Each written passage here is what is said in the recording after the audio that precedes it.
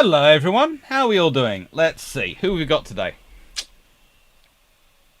Well, for starters, I'm just going to say today, thank you and welcome to Patron 26, The Great Siege of Gibraltar. Now, it started on the 24th of June, 1779, and finished on the 7th of February, 1783. So, well, if we're being honest, and we always try to be honest here, it starts soon in 242 years ago. So, not quite today, but not far away. Now, before anyone gets too wondering about the sound and the sound quality, I have just noticed that this has gone a bit loose. Because so far today it has been very busy. I have been doing meetings and recordings and, well, you'll be glad to know the Philippine Sea is all recorded. That's going to be up on Sunday. That's your treat on Sunday, the Battle of the Philippine Sea. And it's done my way, so it's from the strategy side. It's looking at what exactly was going on, why it was going on, and how it was going on. So that is Sunday's fun for you. Today's fun, of course, is the Great Siege of Gibraltar, which is a very, very naval affair, because basically, it happens, Gibraltar is kept on entirely because of its value to the Navy. That is what it's for. Especially after the loss of Minorca. So, let's say hello to everyone, and let's yeah, got that to shrink. Right, hello, Calvin Gaspo. The siege is observed by the latter-day biplane. If either side had had a biplane in 1779, it could have been very interesting. John Shea. Hello, Doctor. Glad to see you today, but won't be able to watch live today since I'm busy today and my earphones are broken. But don't worry, I will watch it later or tomorrow, along with Dry Dock.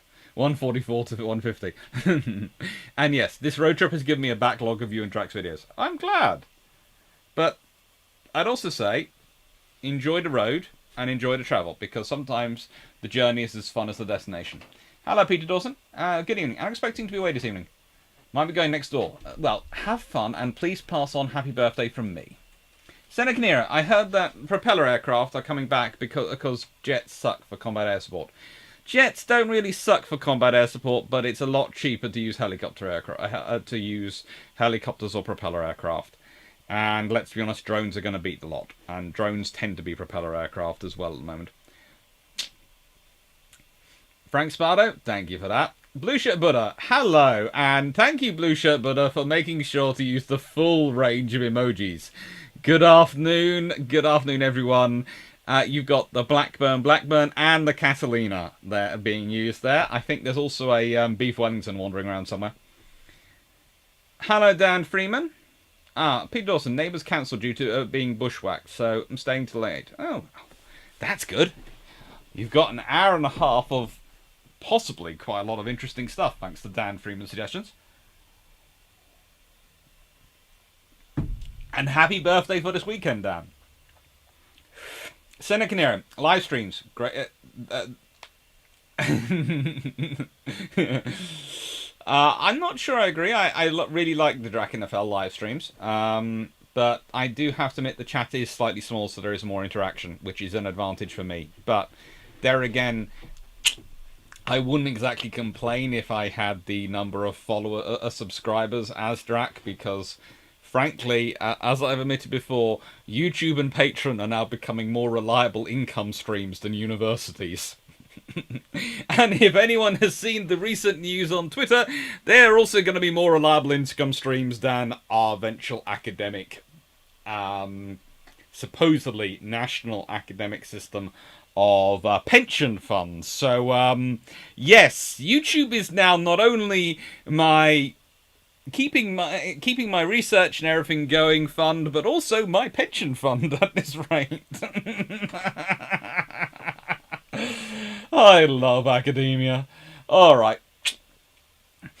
Hello, to Francis Fault. Haven't seen you. What? How are you doing? I see we are talking about the largest battle of the Revolutionary War, we're certainly talking about an interesting battle for the Revolutionary War. I'm not quite sure. It's included in the Revolutionary War, and honestly, I would object, but that's what that war's called. But this is about as far from America as you can possibly get.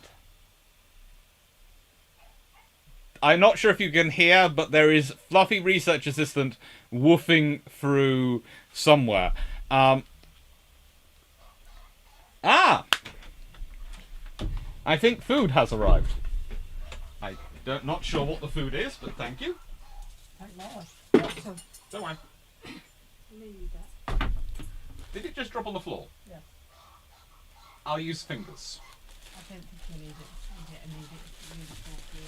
Thank you. Right then, so food has arrived. This is because so far today I haven't eaten, and apparently I get grumpy when I don't eat. Who would have thought? I get grumpy. And so, my mum has found the local fish and chips, I think. Yes. Definitely the local fish and chips. Slightly wet thanks to the rain, but ooh, very nice. Oh, fish bites. That'll be good. That's perfect for the Siege of Gibraltar, as they needed a lot of fish to keep them going. I've heard about this action repeatedly, but never really understood it from arening. Hoping to get things from Dr. X. Clark. Well, thank you, Dan. I'm happy. I hope it helps. Right. Benjamin, the Mandalorians tried to take the Rock, but failed. The Empire beat them back. Not quite. Hello, DGB40. Hello, Vienna Bryce. Hello, Andrew Bend. Hello, Bishon. Hello, Carl Kasberg. Hello, Trent Telenko. Hello, Trent. How are you doing? Trent, by the way, has recently joined my Discord, which I'm very proud to say. He has his own Discord as well, but he's joined my Discord.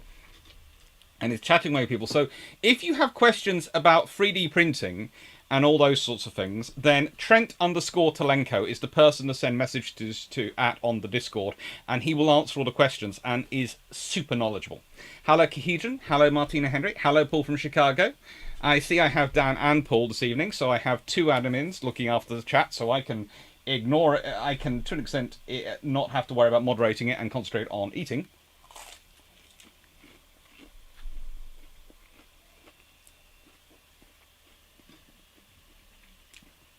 Hello, Martini Henry. Hello, RAF. Going to Gibraltar this fall, so I'm excited for this. I'm glad. Peter Dawson, helicopters tend to have rotors above the head. Yes, but helicopters also tend to have something called the Jesus nut. Which, before anyone thinks it's being rude or anything, basically it's the idea that if that very much wired down bolt nut system, which holds the main rotor onto the helicopter, if that goes, you blast through the pearly grates so fast that you don't stop with St. Peter, you stop at the feet of Jesus. So that's why it's called what it is. Trent Lanker, all praise the Iron Brew. Hey, I know, it's good. Although, 4 bottles ordered, 1 arrived. 4 ordered, 1 arrived. This is what the world we are into now, Co-op. I blame Co-op. Hello, Cow Two Face. Hello, Bart Foster. Hello, Dirt Squad. And, well, that's hello, everyone. Hello, Stephen Michaels. And Mikowski. Oh my god, English fish and chips. It's been way too long since I've had that. It is good. Fish and chips is very good. Bart Foster, fish and chips, slightly wet from the rain. Yeah. Slightly wet, but perfectly fine. And for that, we have to say thanks to my mum, who had decided to order that, rather than risking a grouchy Alex before Alex ended up having the ability to cook the latest evening. So here is Gibraltar. It's a lovely place. I recommend a visit if you get a chance. But you might notice there is a small problem with attacking it. It's got a lot of water on 3 sides. A lot of water. And it's basically a giant lump of rock. Now, if you ever desire to design the perfect castle, you would probably go on something like Stronghold or the various other castle programs you can get. And you will probably, if you're very evil, put your castle walls Build the highest land possible, put your castle walls on that, and then put a river around it. Because the enemy will never be able to reach you, and you can just shoot them with arrows for as long as you feel like. Until you run out. Hello, Captain Seaford. Derp Squad, for eating, food goes in mouth, not on your shirt. Trouble is, with fish and chips, occasionally the fish goes AWOL. Occasionally. Hello, Sadmiral, and hello, Kai Anderson. Therefore, your dream castle, your dream fortification, would look like Gibraltar. Now, Kahedron has pointed out, where is the water supply? And that is definitely a severe problem. The fresh water in Gibraltar tends to be imported from the land. But you can have rain collection, you can live off alcohol, and you can use seawater to an extent. You can purify it and brew it for alcohol if you're prepared to get the salt off it. And this is what you have to remember they are living off. You know, they're living off rainwater, they're living off small beer, they are living off a lot of different sources to try and get the liquid they need. But their other big advantage is most of the people in the under siege are under shelter. Most of the people besieging are not.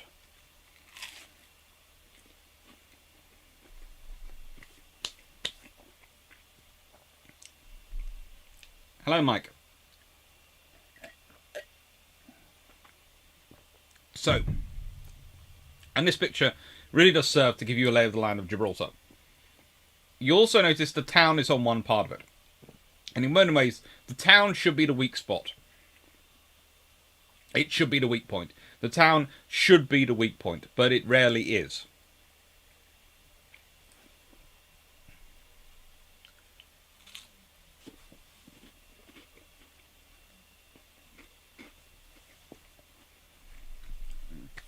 It's fine. Small beer is awful, retaste. It is. But there again, I'm a non-drinker, so I can't really critique it too much. Frank Sparrow, this is Sparrow. Was supplying the rock any challenge like Malta? It was a logistical challenge. It wasn't really the same in terms of military challenge. We'll get into that. So, here's the thing. What war is it in? Well, technically it's in the American Revolutionary War.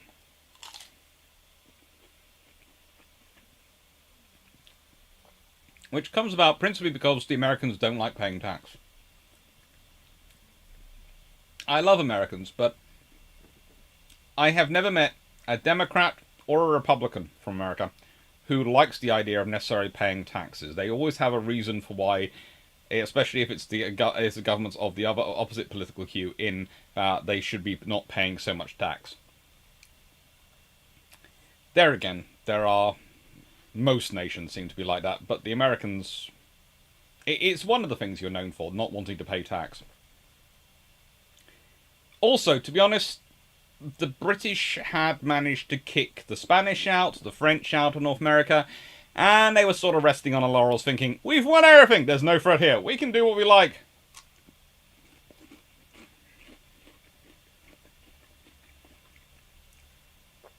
They're sort of believing their own hype as, we are the kings of everything. We win.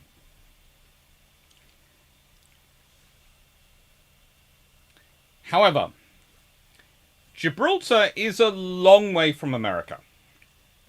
And at one point, you have an American diplomat actually declaring that the Battle of Gibraltar will decide the Treaty of Paris. That the result of the siege is going to decide how favourable and how peaceful and how restful the treaty is. Because if Britain wins, Britain will still be too powerful.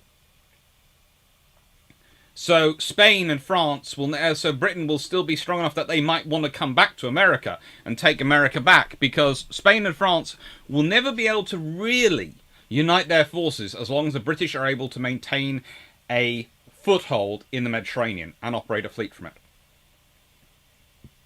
But the reason for Gibraltar is the French and Spanish are upset with Britain, and well, they are supporting the Americans in terms of money and equipment, but they also decide to support them. Well, let's be honest, there's been the War of the Spanish Succession, the Anglo-Spanish War of 1770-27 to 9, the War of Jenkins' Ear. Yes, we had a war over someone's ear. It happens. Get used to it. And the 7 Years' War. Now, the British had got Gibraltar as thanks to the War of the Spanish Succession. That had been helpful. Well, hey. And we'd kept it. The plan, therefore, was to do a quick chapter of Gibraltar and Minorca. Gibraltar for the Spanish, Minorca for the French. As the British were distracted by fighting the Americans. And then, after they'd done that, they would then invade Britain and dictate in London the treaty which the British would have to yield. All the colonies they'd taken, everything they'd taken would have to be given back to Spain, to France. They would get everything back, and they would finally have the British under their boots. Two problems with this. One, the Royal Navy was sort of going, yeah, there's a reason we've sent our idiots out to the North America. There are some good ones who occasionally go out there when the French got there, but mainly we're sending our good ones are still sitting in the Channel Fleet and the Mediterranean Fleet. Secondly, this matters. We're stubborn. I will say this in several other videos coming up soon. Britain as a whole are stubborn. You can say the Scots are stubborn, the English are stubborn, the Welsh are stubborn. Basically, the entire island, the entire culture has made stubbornness a great virtue. In Britain, being stubborn is not a bad thing. You will wait your turn in your queue, and by gum, you will not change it. You will not turn it over to someone else. You know, it's the joys of British life. So that makes us kind of a problem in a siege scenario.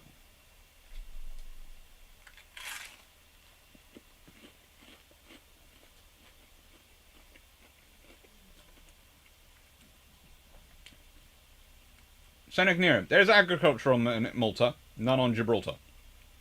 Correct. And Gibraltar is much smaller than Malta. And Freeman, how much small beer would Drakenfell need to make and then consume to do the equivalent of an in-era soldier or sailor?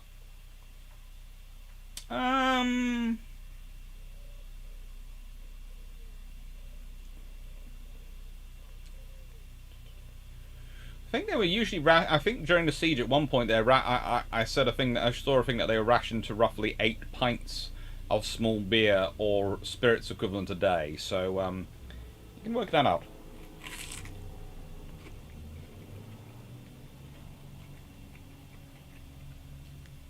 Simaski, last time heard of Gibraltar was when a friend in the USN was passing by and had to do a double take as he saw a Spanish guard in 19th century uniform that looked like me. Poor soul. Come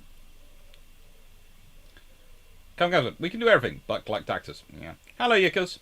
That's good. All the British wanted to do was get the colonies to pay towards their own defence. The UK wasn't even demanding that the 13 colonies pay enough taxes to be profitable. No, they're still demanding taxes.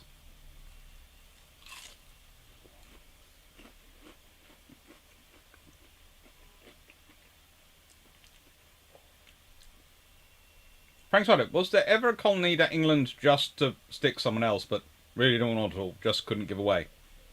There have been so many.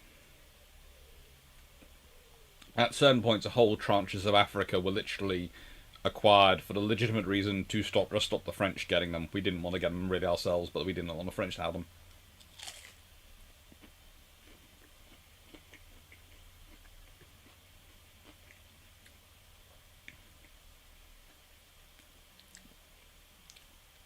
Something nearer. Kind of like War of 1812, where the British send their third-rate army, or in other words, the rejects.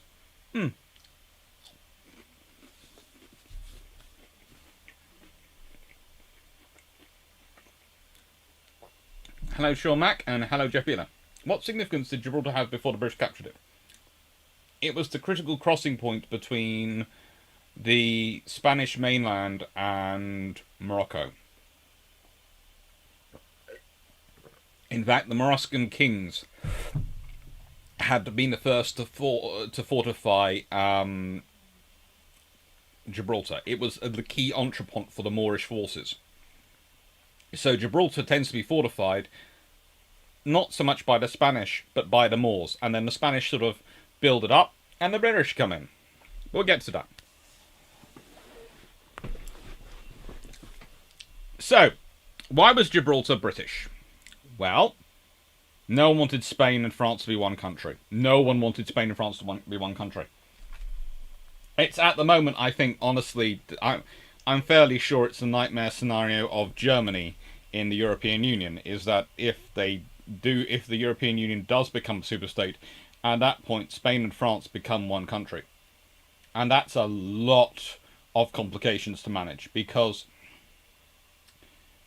Spain and France are the best frenemies going.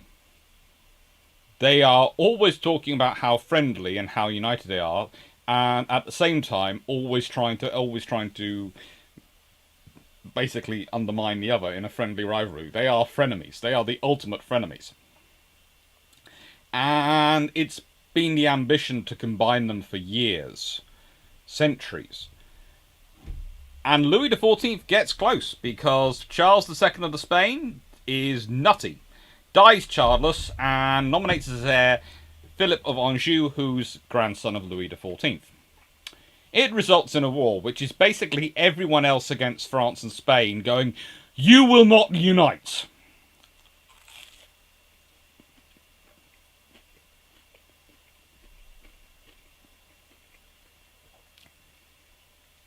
As part of this war, the British and the Dutch combine together and take over Gibraltar. The British get to keep Gibraltar as part of the peace treaty. And Philip gets to be King of Spain, but France and Spain have to promise that the thrones can never be united, and under threat that if they do, we will come back and we will burn more things.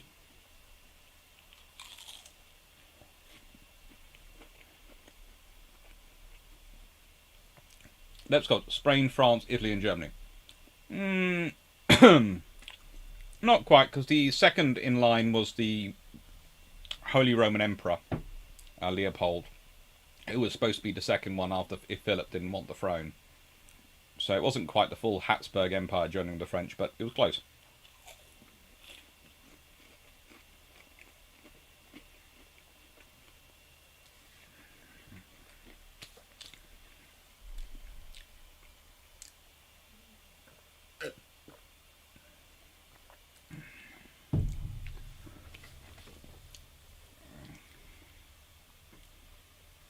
Frank Spanner, is The Rock a good posting for Soldiered Sailors? It was then, it is now. It was quite a nice posting to be placed at. You get fairly good food, and you get fairly well respected there.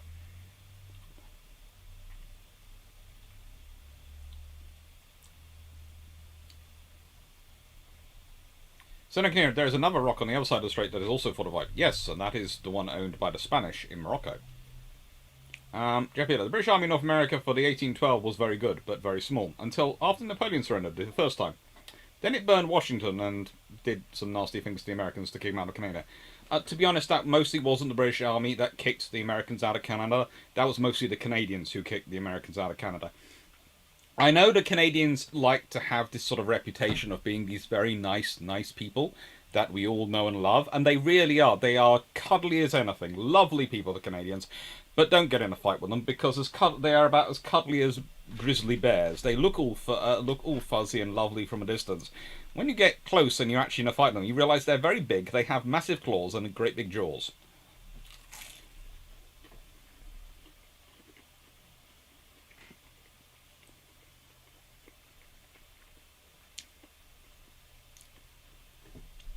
Derek Ramsey, did you hear about the operation to have a few soldiers sealed in a man-made cave with supplies to retell intel to allies if Franco and Germany had taken Gibraltar? At least 18 to 24 months or so. There were lots of ideas about those options. Remember, there are lots and lots of tunnels under in the Rock of Gibraltar, which can be sealed. But there's also the fact that actually taking Gibraltar itself would have been quite problematic for Franco. There is usually quite a large thing with 15-inch guns hanging around Gibraltar for most of World War II. And 15-inch guns tend to not be too appreciative of infantry attacks.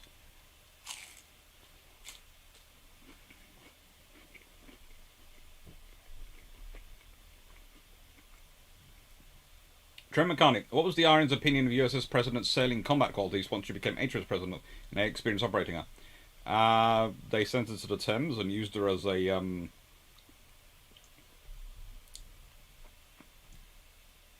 recruit training ship.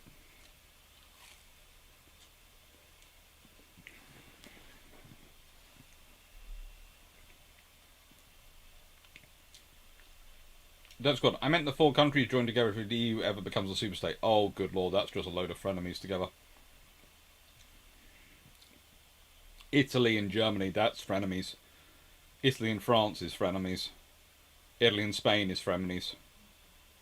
Spain and Germany are frenemies. France and Germany are frenemies. It's just the frenemy club.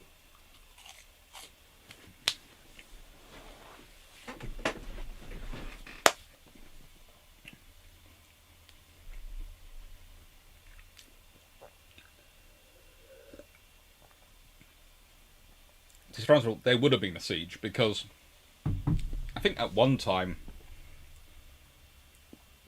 Gibraltar has several thousand British soldiers in it. That's not going to give up that quickly, and unlike Singapore, A, it's not that far from home, B, it's key for Britain, and C, which arguably Singapore was, but C, most importantly, the defence and coordination of Gibraltar is very, very well coordinated, and there is a very senior officer in charge in World War II. Shomak, those 15-inch guns were usually attached to a battleship.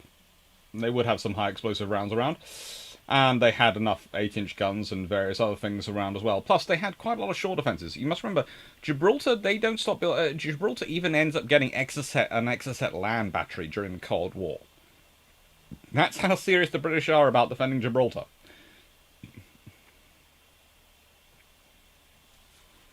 That's good. The Canadians present themselves as kind of polite, but all it takes for them to break hockey sticks over your head is a minor disagreement about the etiquette of body checking.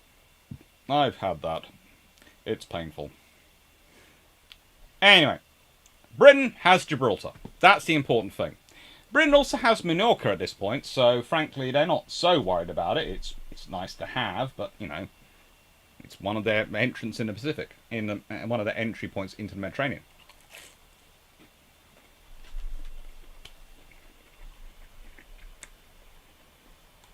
Now, here we have a map from 1799, so it's actually after the siege is over, and it's, let's be honest, not done by an English map maker. It's done by a French one. Which is actually quite good, because I wanted you to have an idea of what the fortifications were from the mind of the French and the Spanish. And as the British actually carried on building fortifications even while they were under siege, this is the great thing. They're under siege. At this point, you'd expect them to be just concentrating on reinforcing the fortifications they have. No, they're building more. Even while under siege. And so the fortifications of Gibraltar actually grow while it's under siege.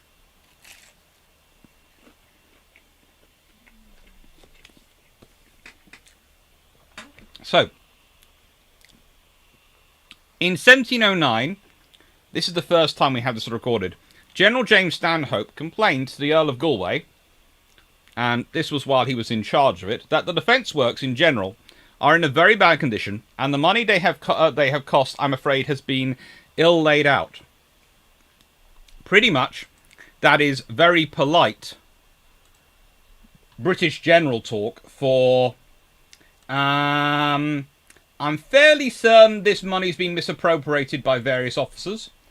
I'm not sure which particular officers have done this, but frankly, if I find them, they won't be around long enough to answer your questions because I will have personally strangled them. This is how you can... basically, a British officer becomes more polite the more likely they are to actually commit bodily harm. Is my usual experience.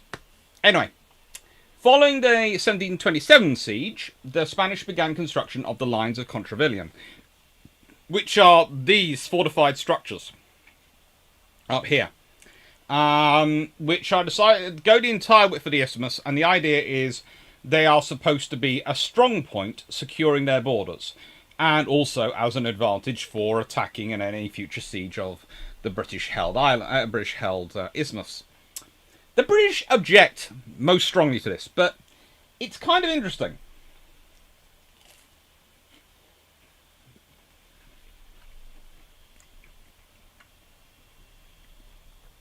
Because the British object to it, and then start building their own fortifications and strengthening their own defences. So basically, the idea is the Spanish are going, yeah, we're building this to defend ourselves. But then the Spanish are objecting to after the British have objected. They're going to go, but you're fortifying Gibraltar more. And we go, and the British go, but you started this. So it's great. The Spanish have started a fortification. So the British then object to the Spanish fortification. The Spanish continue the fortification. So the British start fortifying Gibraltar. So the Spanish object to the British fortification of Gibraltar. And the British are able to go, but we're just copying you. And the trouble is, here is the point. The British are unlikely to launch an invasion of Spain from Gibraltar. It's the wrong side of the logistics tree, and they already have access through Portugal. Why would you go to Gibraltar? It's a long way round to get anywhere. But the Spanish are likely to try and attack Gibraltar. By building the positions they're building, they're actually giving the British justification for strengthening the defences of Gibraltar. So they're not actually gaining much, because they're not gaining any security, because the British aren't likely to attack from Gibraltar. But they are losing a lot, because they're losing the ability to say the defences need to be left alone, that there's no threat to them. It's peace.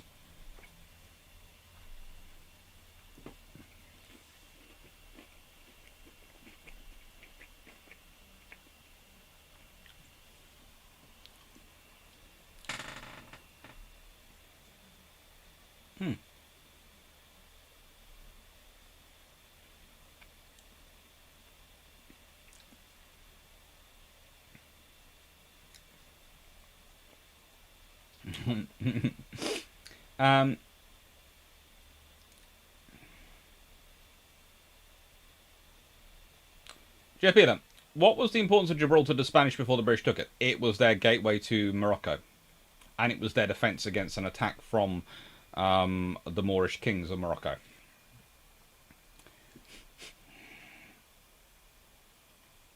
Pigeon, Fort Tickrong was called the Gibraltar of America, but in reality didn't work out that way. Still a very cool place to visit. Yes. Jeff Peter, what was Gibraltar's northern border? Was it fixed by treaty? It's sort of fixed by treaty. In that, technically, there is a debate about how close they're supposed to build and how many tessos, which is the measurement they're using, they're supposed to be away from each other. But they don't really get into it much, and both sides tend to treat it more as a theoretical rather than a reality.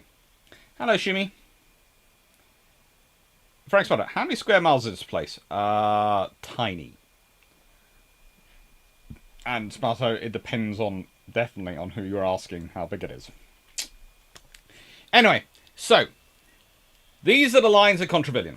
And the British respond. The first, the marsh area in front of the Landport Gate is flooded and becomes known as the inundation. This is this little sort of, in a bit here, you can sort of see, if you look up carefully, you can see that there is, but at the point at which the you can sort of see the approach to the town is now flooded.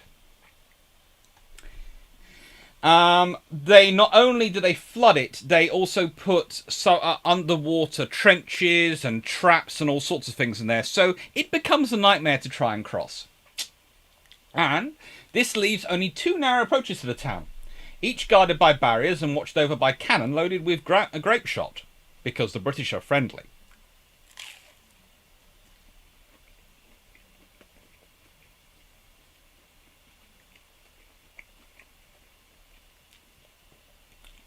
They then construct Devil's Tongue Battery, which is this thing here. It's constructed along the old mole to provide enfilade fire across the isthmus, i.e., the idea is from here, this battery, this long sticking out battery here, you can fire all the way across the isthmus. So if anyone's trying to attack you from there, you're basically blasting them from the side.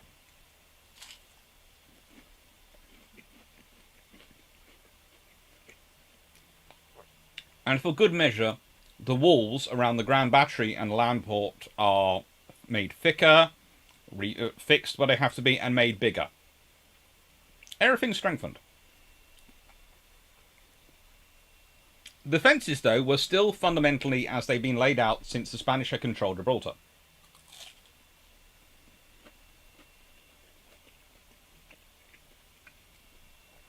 However, in 1761 this began to change, as the then Colonel William Green was posted to Gibraltar as its senior engineer. Now, William Green's a veteran soldier, experienced of campaigns in Netherlands and Canada. He arrives in Gibraltar, he knows what he's talking about, he knows all the latest methods of fortification, he studied his history, and more importantly than unlike previous engineers who've been waging all-out political wars with the governors, the governor, Lieutenant General Edward Cornwallis, likes him, and writes in 1768, Gibraltar has its faults, but with them as tenable in my opinion as any place in Europe. Where it is vulnerable is the sea, though it has often been said that Gibraltar is impregnable, which no place is according to my notions. It was always understood, while you command the sea, the bay is extensive, and our garrison is small. So basically, the entire idea was, as long as you could put ships here, and the other side up here, you could control the isthmus, and the Spanish could never attack. If you can't do that, then you're in trouble.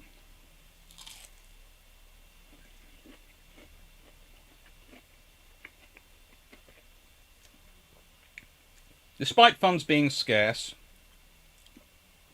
a number of improvements were made to the northern front defences and a seawall from the South Bastion to Europea Point, which had been damaged by a storm in 1766. Green spent several years reviewing the state of fortifications and developing a plan to improve them. And then he sends a report to the Board of Ordnance in 1762. He sends another in 1768. And in 1769, at the request and with the support of Cornwallis, who basically funds the trip for him, he goes to present his conclusions to a commission appointed by the then Prime Minister, William Pitt the Elder.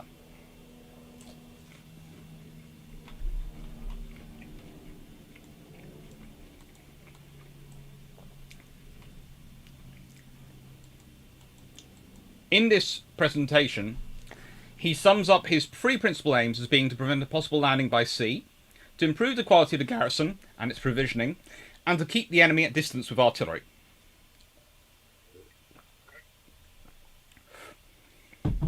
He gets the money. He does get the money, and this is where it's important.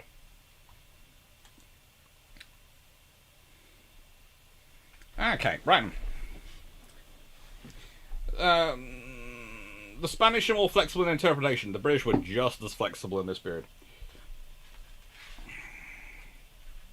Hi, Richard Order.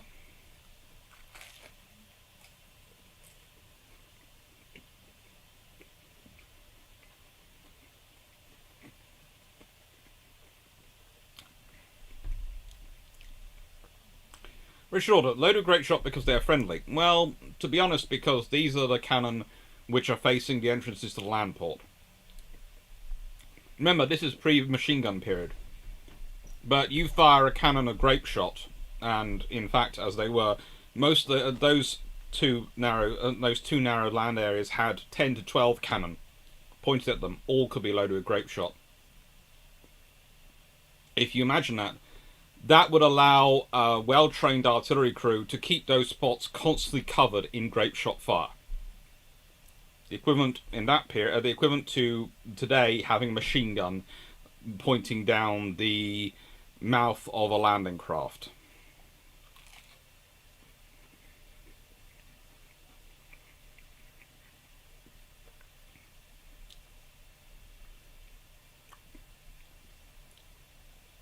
It's a scary scenario to try and imagine trying to cross.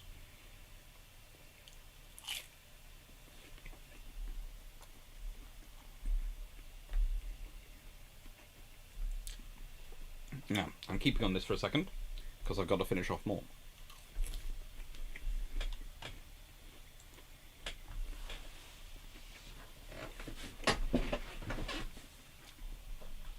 The important thing is, with Cornwallis's support and with his own campaign, the government approves his plan and Greene returns to Gibraltar to implement them. The territory's fortifications were still, the Spanish and the Moorish had done such a good jobs, he was still going to use their lines for the fortifications, but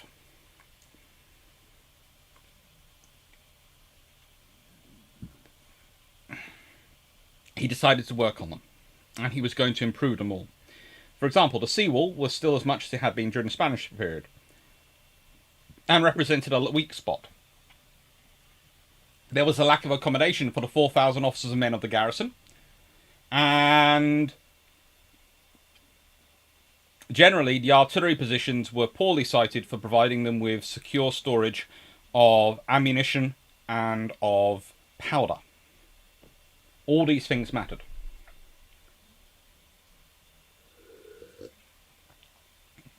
So Greene sets about overhauling everything, redesigning what needs to be, reciting fortifications where they need to be, building whole new bastions, redans, storehouses, hospitals, magazines, and bomb-proof barracks, as well as casemates.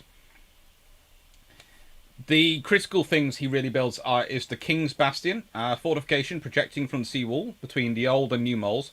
It mounts 12 32-pounder guns and 10 8-inch howitzers on its front, as well as another 10 guns and howitzers on either its flanks, allowing fire to be directed out into the bay, as well as enfilading the seawalls in both ways. So basically, you are coming into the bay and you're going to get hit.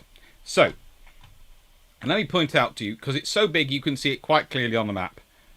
But if you're looking straight up here, that is the King's Bastion. It dominates any approaches to the harbour and to the city. To carry out the improvements more efficiently and cheaply, Greene raised a soldier artificer company. Predecessors really of the modern Royal Engineers, because you have to remember the engineering corps as it was at the time were all officers and all specialists. So they were men like him. They knew what they were doing, but they weren't a lot of them, and they were quite expensive. And they usually used troops.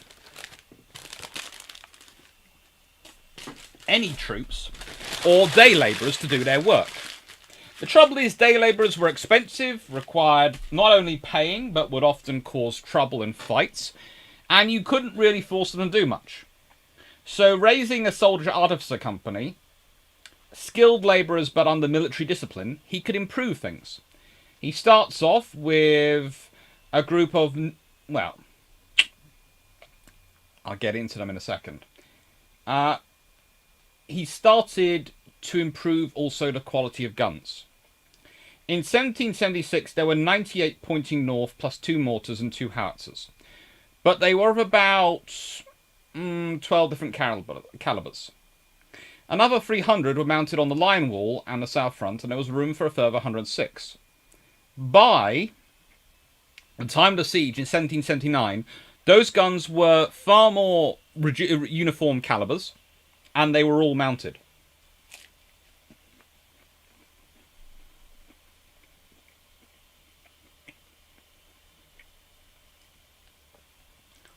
And it's actually during the siege that the first tunnels are constructed.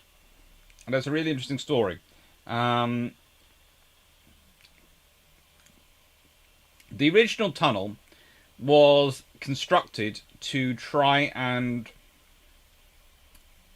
reach something called a notch on the north face of the rock. Basically, they were building batteries and bastions up the north front on the rock, and they wanted to get even higher. And as the tunnel was being constructed, they needed to make an air vent because they didn't have enough air and it was getting terrible to work in there. So they used explosives to blast an air vent. And they created such a large space that they realized they could use that shaft, that air vent, as an embrasure for a gun. And this is where they start developing the guns which can be used to fire downwards as well as across. So not only can they achieve a great range because they're firing from so much higher than any of their counterpart guns, they can also fire down on any attacking troops. And wise enough to get close enough to have that.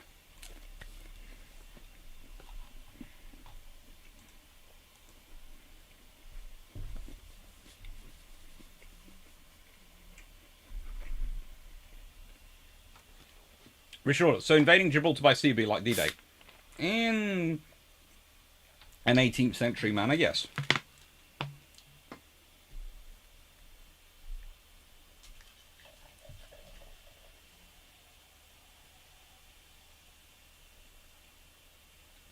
Captain Seaforth, what Iwo Jima would have been with a few decades to think about it and prepare.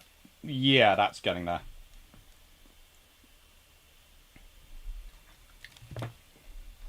In 1700 and 1800s, how do nations propagandize information about their capabilities to their enemies without compromising their security? They don't really understand the concept of compromising their security. They make as much of a fuss about their capabilities as possible.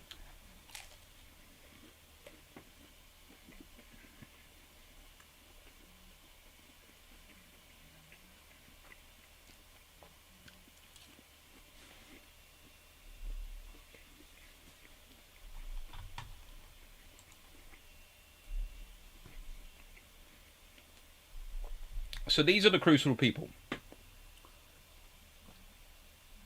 And I have to say, this is one of my favourite stories of history, because the things like the Sergeant Major of this company gets up to is just amazing. Slightly absurd, but amazing.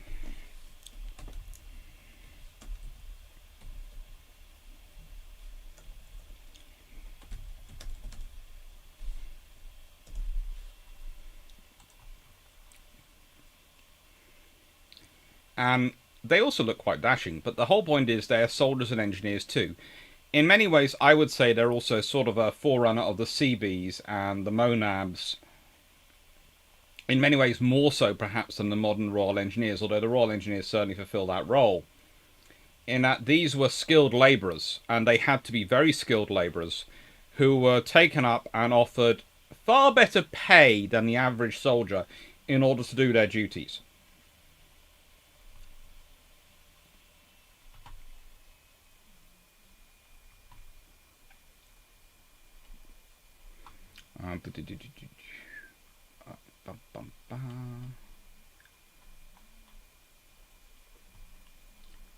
Let's go to the fortifications of Gibraltar, because it's there. Yes, there it is.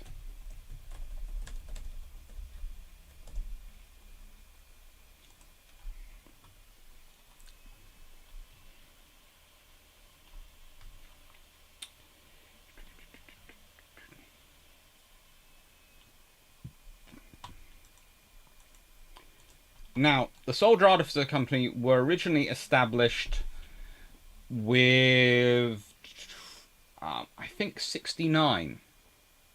Yes, 68. Consisting of 1 sergeant adjutant, 3 sergeants, 3 corporals, 1 drummer, and 60 privates. They would work as stonecutters, masons, miners, loom burners, carpenters, smiths, gardeners, and wheelmakers. They were all the skills they needed. And they had existing Corps of Engineer officers put in charge of it. So basically, you have an officer of the engineers, and you have the artificers.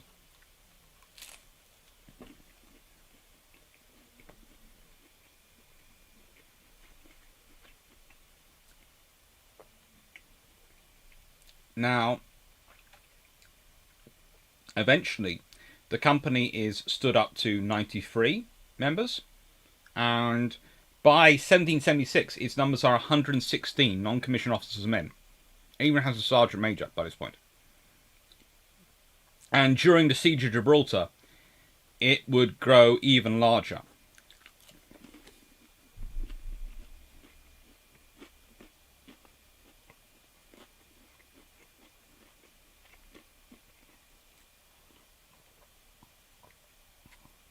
The key thing they build is the King's Bastion. That is the critical thing. So, the King's Bastion, this thing, is laid down and started in 1772. No, I don't know, 1773. The Artificer Company had been raised in 1772. And they managed to complete it very, very quickly. In fact, so much so that the Bastion is considered fully capable of not only mounting its guns, but also had bomb-proof casements capable of housing 800 men, completed in 1776. With the original workers, the original labour rate at the rate they were achieving, it was estimated it wouldn't be completed till 1780, if not 1781. So it's completed 4 years early. And as Colonel Green says, the reason is these men, they're on the military discipline, they do not go on strike, but they get well paid. And because they're on the military discipline, what he's able to do is a private of the Artificers Company is put in charge of a working group with the acting rank of corporal, and will have 4 or 5 regular soldiers under their command. So they're a private in the Artificers, and they have the skills. They're the masters. He can do that with them because they're part of the military chain of command. He couldn't do that with the civilians. There was constant trouble. The major source of labour he has available to provide the labouring, provide the man hours in terms of building stuff, is soldiers. But if you have civilians and you have soldiers working together, you have a problem with the chain of command. You have to have NCOs. And you have to have officers involved. Whereas if you have artificers doing it underneath engineering officers, you have a direct chain of command. Goes engineering officer, artificer, and then the troops supporting it. So it works more efficiently. And more importantly, this means Colonel Green can keep track of the costs and make sure no one decides to build a surprisingly lovely house while they're supposed to be building the King's Bastion.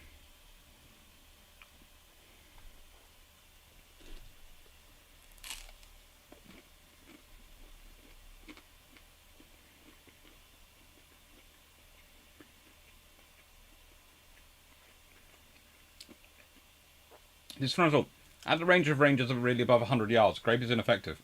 True. But these were not more than 100 yards. And to be honest, the idea was to keep people's heads down. So grape might not have killed you at 100 yards, but it would surely have kept your head down. And if there's enough coming at you, you're probably going to be keep on ducking.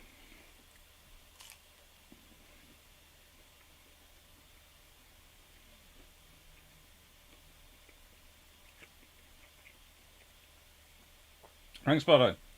Dr. C, I recently went to Fort Loudon. There is an uncanny resemblance to shape and style of Gibraltar. Is that by chance or design? What do you think? Mostly because of Green and his writings. And the amount of people who learnt underneath him and who he learnt from. There is a lot of similarities of good forts over this time period.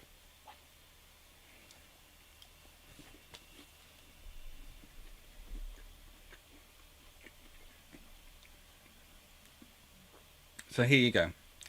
These are essential soldiers in this, and it's the forerunners of the Royal Engineers, the forerunners of CBs. As Bichron points out, the Roman army built its own forts, roads, and other infrastructure too. The British army in Gibraltar had to build everything. And the thing is, again, the other advantage of the artificers is they're not spare mouths to feed. Labourers won't fight. Artificers will fight. They are trained. They are good at shooting.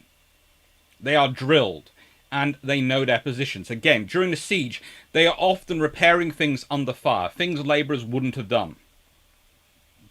They might have done, they might have volunteered for, but you couldn't make them do it. Whereas artificers, they got the orders, they went. Which would be critical during the siege, because things would actually be repaired overnight. In one night, they would basically turn up, and a bastion, which had been looking weak the previous day because of the damage that it had sustained, would be rebuilt. And the enemy would be sort of going, How are the British doing this? They are magicians. One thing, of course, they never lacked for was a sustainable supply of rock. They were tunneling it out. So here are the builders. The key builders. You have Lord Edward Cornwallis and Colonel, later Brigadier, then General, well, Major General, then later Lieutenant General and Major and General William Greene. He kind of gets guaranteed promotion after his performance during the siege. Cornwallis will die in service in 76. He dies before the siege. He dies before he's able to see the fortifications he's pushed forward really completed. But he does a very important job in getting them to that point. Without Cornwallis, it's doubtful Greene would have been able to do what he did, because Cornwallis really does push things forward. And, well, he'd been an MP for Westminster, he'd been Governor of Nova Scotia, and he'd married the niece of Robert Walpole, who's arguably Britain's first Prime Minister. So it's unsurprising he had the political ability to push through the upgrades and support for Gibraltar. And this is the British map of those upgrades.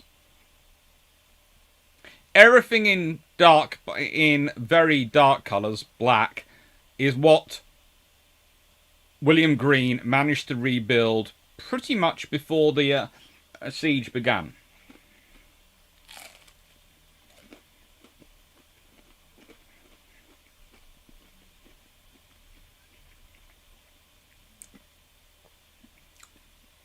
Or build.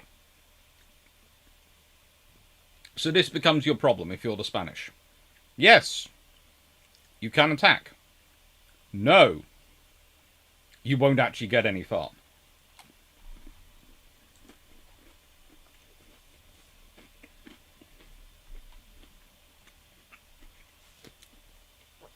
Greene had been a cadet gunner entering the Royal Military Academy in Woolwich Warren in 1737. And he was appointed a practitioner engineer in 1743 because of his skills with engineering and maths on that side of gunnery. He's appointed first stationed at Portsmouth. He then serves in Flanders with the Engineer Brigade and participates in the Battle of Fontenoy.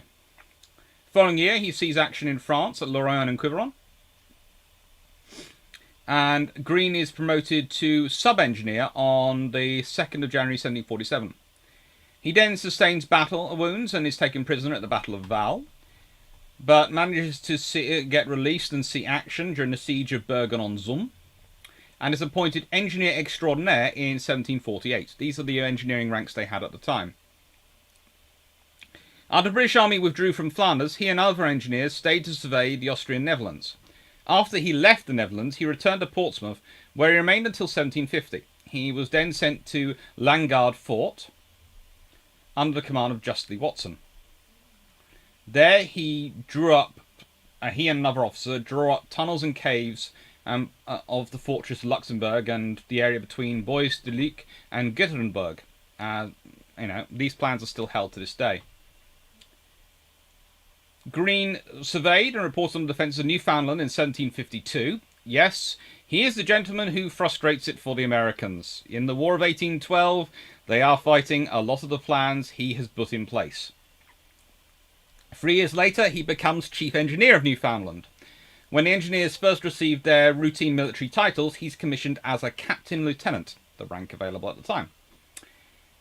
In Halifax, Nova Scotia, he trains the soldiers in military engineering and gets them more skilled. He starts to have the idea of setting up the soldier artificers in that time period. And in 1758, received promotion to engineer in ordinary and captain. He was made participant in lots of actions across Canada, including those at Montremercy, Quebec, and the Plains of Abraham in 1759.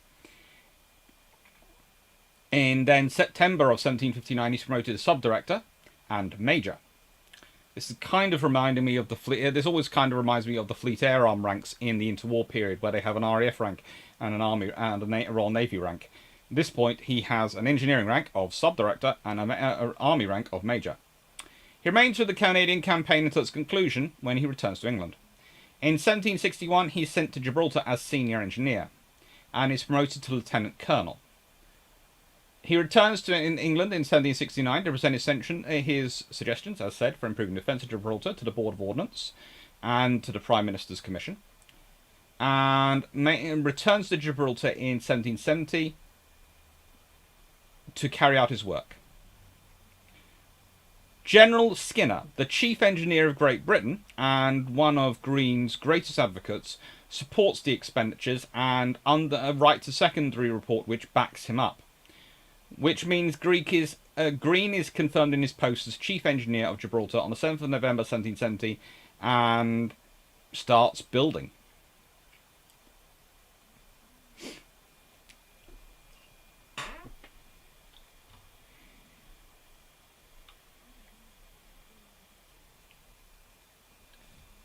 He even, in 1777, goes back to Britain again to get more funding after Augustus Eliot, the new governor, who takes over after Cornwallis, requests more funds, and has several meetings with the king, where he impresses the king so much the king offers to make him a general in the to make him a brigadier in the regular army, but he says that he prefers being an engineer.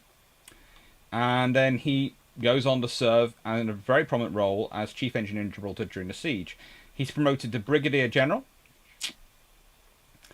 Unfortunately, though, during the siege, his wife dies.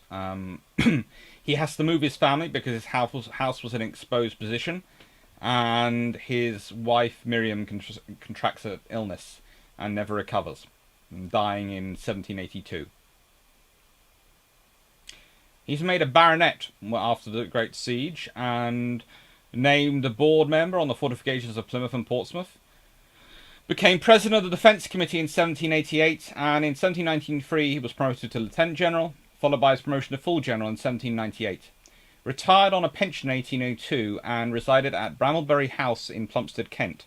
Elected as a Fellow of the Royal Society in 1790 and is arguably one of Britain's greatest ever military engineers. And that is why you have heard all that without me putting the screen back, because frankly, I thought he deserved to be front and centre.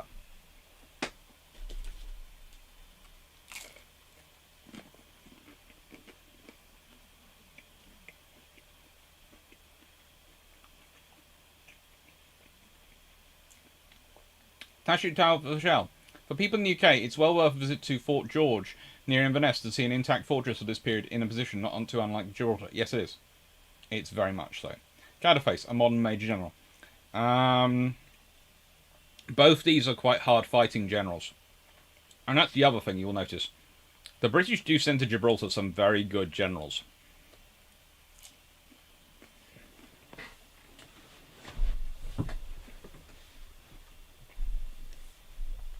Hello, Melanie, 1640. Captain Seaforth. What relation, if any, was Cornwallis to the guy at Yorktown and Billy Blue? I think he was his uncle, from memory. Welcome, Bellamy.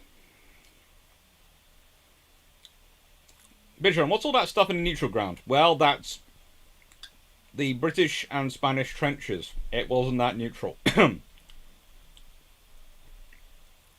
Richard Otter. The invaders returned to see the repaired fortifications. The invading commander, someone look around for that Merlin fellow and kill him this time.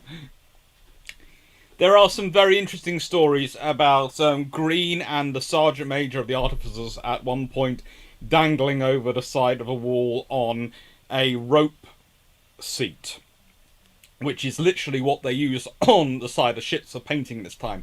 So you can imagine what it is. It's a plank of wood with rope attached at 2 points each end and come down, and they're using that to survey the wall while under fire.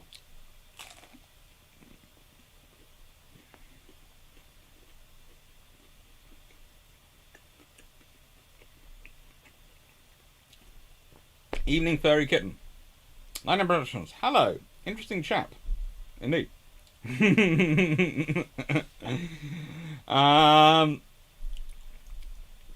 He is. And frankly, there are a few good books out there about William Green, but they're all pretty expensive. I would love there to be a book which I would recommend for people to get if they just have a general interest in engineering, because I think his career would be an amazing one to follow for understanding the wars of this period, because the engineers get up to so much and they get to stay behind often.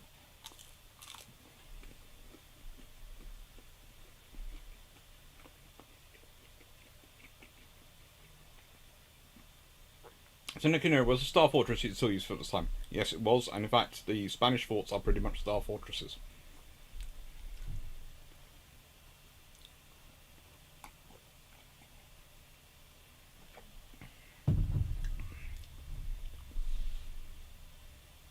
Hmm. Tasha Salvashar. I agree. That is a very nice looking fort near Inverness. The Fort George is a lovely one to go and look at. I would have to say it ranks up there with Beaumaris as one of my favourite ones to go to in the country if you want to see good construction. Although Beaumaris was never finished, of course.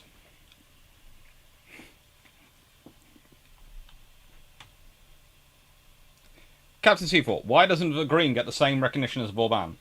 Because Green builds in North America, he builds in Britain, and he builds in Gibraltar. Vauban writes more papers and gets a lot more people talking about him. So basically, Vauban is the one who the French talk about, and they build lots of these beautiful, intricate star forts, which are all mathematically perfect. Green builds forts which actually resist sieges. And goes, well, yeah, let's build a star fort, but hang on, have you seen Gibraltar? Do you want to build a star fort here? No. Where would you build a star fort in Gibraltar? You would have to completely manufacture it. You could probably build a star fort in the middle of the isthmus, but what's the point in it?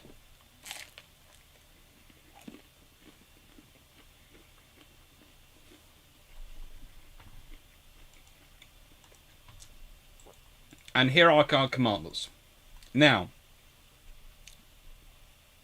you have, and I will talk about him first because he does deserve someone to talk about him. He is such a nice man. Martin Alvarez de Sotomayor. He'd fought in Italy during the War of the Polish Succession, was the Marshal de Camp during the 1762 war with Portugal,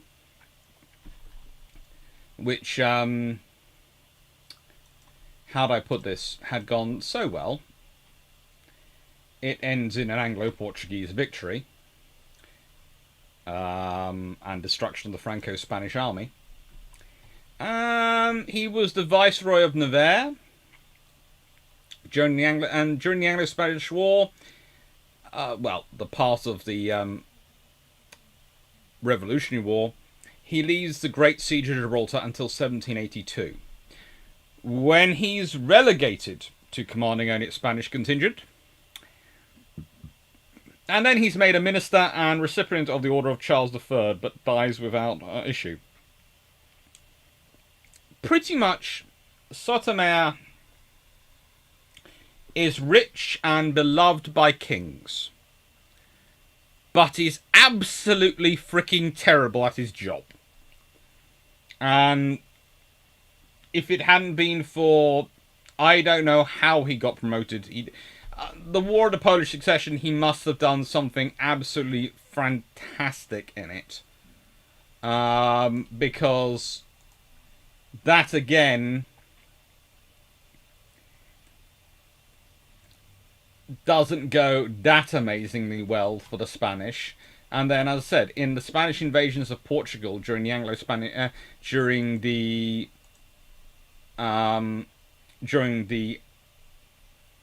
1762,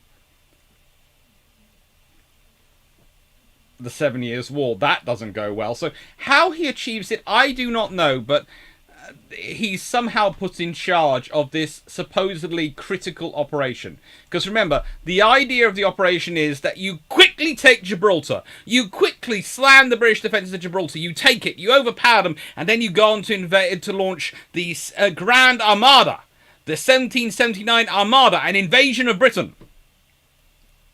And it doesn't work.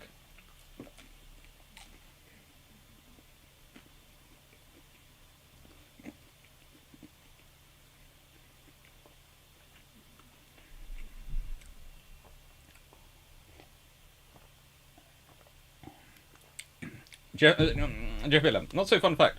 Commemoration of Cornwallis has become controversial because its extirpation proclamation of 1749 during hostilities against the indigenous Micmac of Peninsula Nova Scotia. Yes, but let's be honest.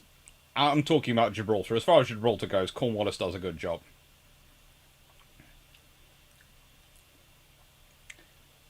Dan Freeman, clearly the British Army was not only the one somewhat bedeviled by getting not only the cream of society but in its leadership, but also some clots. Yes. Yeah, they do. But you see, the thing is, Gibraltar doesn't seem to get this. Gibraltar, it's realised, is kind of a... how do I put this? It's an inglorious posting in some respects, but it's going to reward a good officer.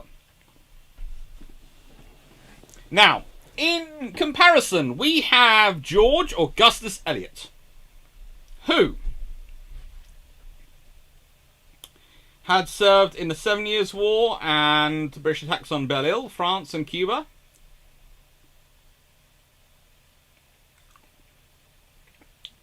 He was born in Roxburghshire in Wells House, and the 10th but 8th surviving son of Sir Gilbert Elliot, 3rd Baronet of Stobbs. So basically he wasn't going to get anything by waiting for the family.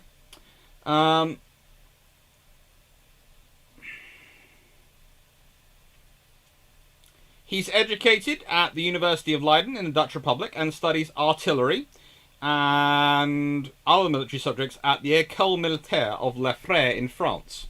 He then serves in the Prussian army from 1735 to 36. In 1741, transfers to the Engineers and transfers to the Engineers and then joins the 2nd Troop of the Horse Grenadier Guards, of which his maternal uncle, William Elliot of Wells, was then a Lieutenant Colonel. Elliot would later himself be the Lieutenant Colonel of that particular unit. Serves through the entire War of Austrian Succession, fights the Battle of Dettingen, where he was wounded, and again at the Battle of Fontenoy, where he seems to have possibly crossed paths with Green earlier. He seems to already know Green when he gets post, so they must have met each other, and they are both very engineering and scientifically minded, so yes. And he becomes an engineer extraordinary in 1744, and an engineer ordinary in 1747, and then he's stationed to Sheerness. He resigns from the Engineers in 1757 to go the regular military route. He serves in the 7 Years' War as aide-de-camp to King George II, and then he's raised to colonel, and appointed brigadier for the 1758 expedition to France, where he was placed in command of the Brigade of Light Cavalry. He was tasked and to raise and appointed colonel of the 1st Light Horse, later the 15th Light Dragoons, and then the 15th Light Hussars, and distinguished himself in the German campaign, particularly at the Battle of Minden, when he was promoted to Major General, and in 1760 the Battle of Emsdorf. He took part in the capture of Belle-Île in 1761. He was second in charge at the capture of Havana during the 1762 British expedition against Cuba, and he received prize money of £25,000 for this. And Elliot, with that money, was able to buy Bailey Park in East Sussex, which he altered and enlarged. He was promoted to Lieutenant General in 1765, and on the 6th March 1775 he was made a Privy Councillor and temporarily appointed Commander of Forces in Ireland. In 1777 he is appointed Governor of Gibraltar, taking over from the acting governor at that point, Robert Boyd, who had been a deputy governor, who had become acting governor when Cornwallis had died. And he's promoted to full general in 1778. So, during the Siege of Gibraltar, you have, on the British side, Green and Elliot. to highly trained military engineers and commanding officers who have experienced many battles.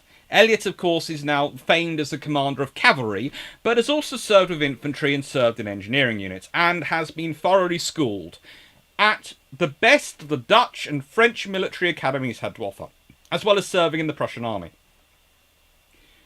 And on the other side, you have Sotomayor.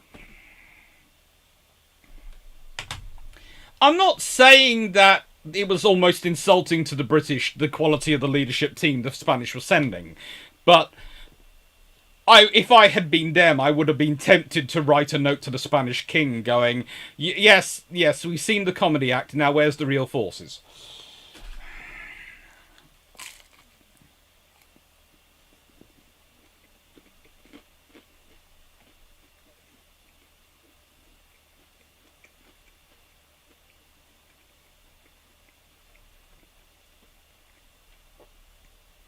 That's good. Like the Chinese in the Korean War, assuming that a hill was far too steep for tanks to climb, so left behind their anti-tank weapons. A few days later, Centurions of the Royal Tank Regiment came up to say hello. Yes, but Centurions have always had an ability to climb hills, which has been quite disturbing.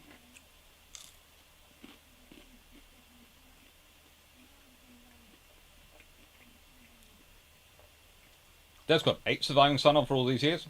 No, his dad had 10 sons, and his wife had 10 sons, and only 8 survived to adulthood.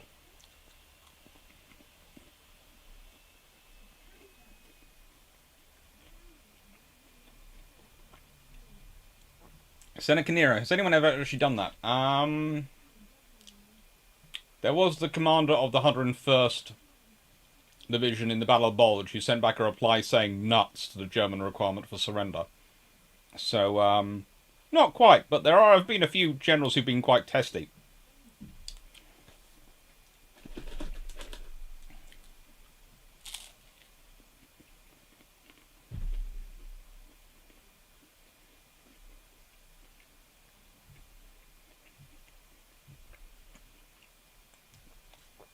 But come on, let's look at the pictures of these two officers.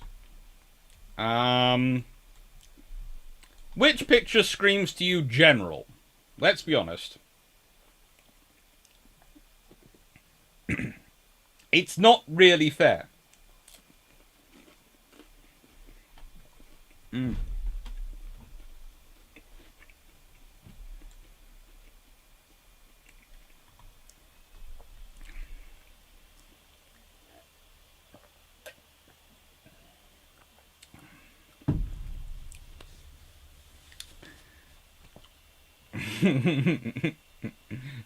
Take care, Furry Kitten. Seneca Nero, nepotism versus competence. That's the advantage for Gibraltar, I think. It's not seen as a glory post, but it is a good financial post. So if you're a general or a military officer, it's a good career post to go to. So it's going to attract the officers who are career officers who are doing it in a nicest way, who depend on their military income, as don't want to go on to half pay because they depend on the military income for their income. So, yeah, thank you. General McAuliffe was the general in charge of the 101st who sent the back reply nuts. That's good. I knew you meant 8 surviving son. I was just making a joke on questionable quality. Yeah, don't worry. So, here is the other small issue you have with the siege.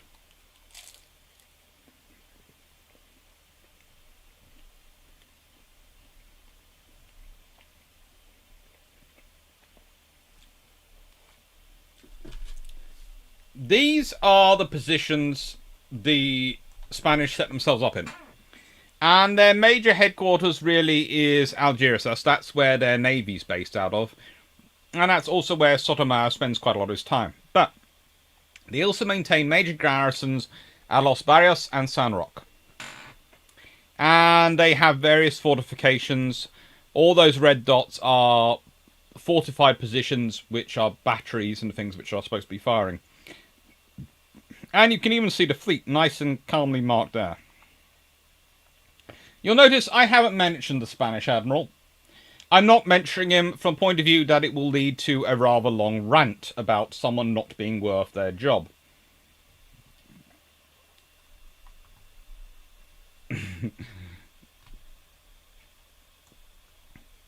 You know, it's a fun thing.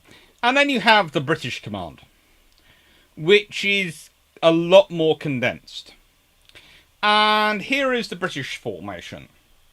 They have roughly 5,382 soldiers and 116 officers.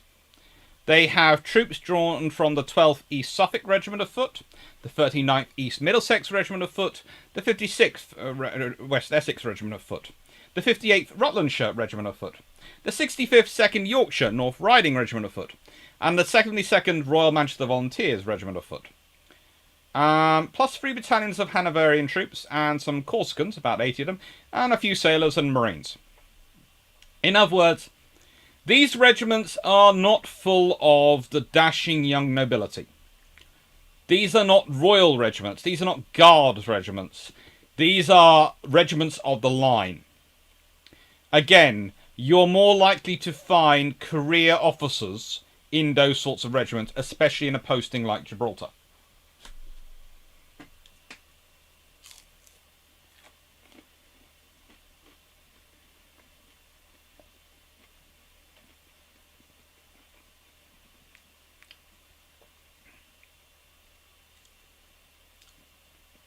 Jeff Beelan, fun fact, the Hanoverian regiments received a cuff band with the word Gibraltar on it.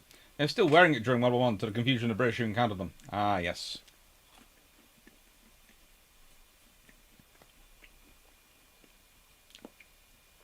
So, you can imagine, with 5,000 troops, that's a fairly strong garrison. And here is the point again. The Spanish think they're going to quickly overrun it, and they send off 14,000 troops. 16 infantry battalions, with units drawn from the Royal Guards and the Walloon Guards. French involvement at the beginning was very limited. So think about that. You have got an enemy force which you know is heavily entrenched.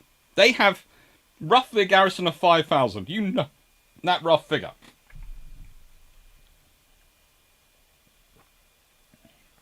And your whole point is you want to take them quickly.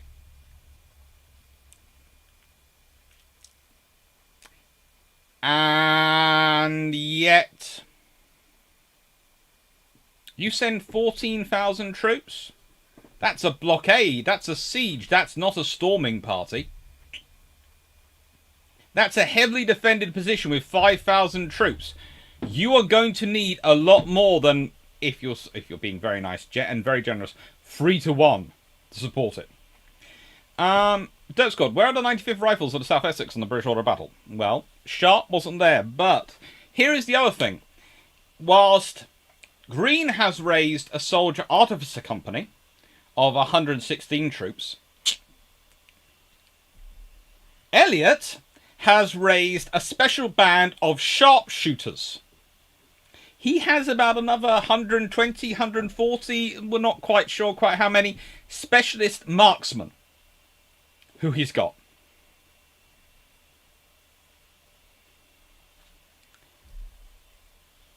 This is the point. The Spanish do not bring enough forces to the battle to actually make it determined. As Seneca Nero has just written, the British garrison shoots twice and goes home. Well, if they shoot 3 times, they've wiped out the entire. They've shot more. They've got a shot more times than the Spanish have got troops. They also, on top of this, have artillerymen, all sorts of things going around.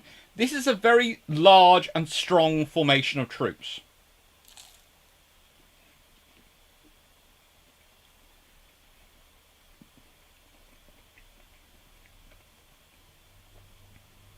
It's not fair. And frankly,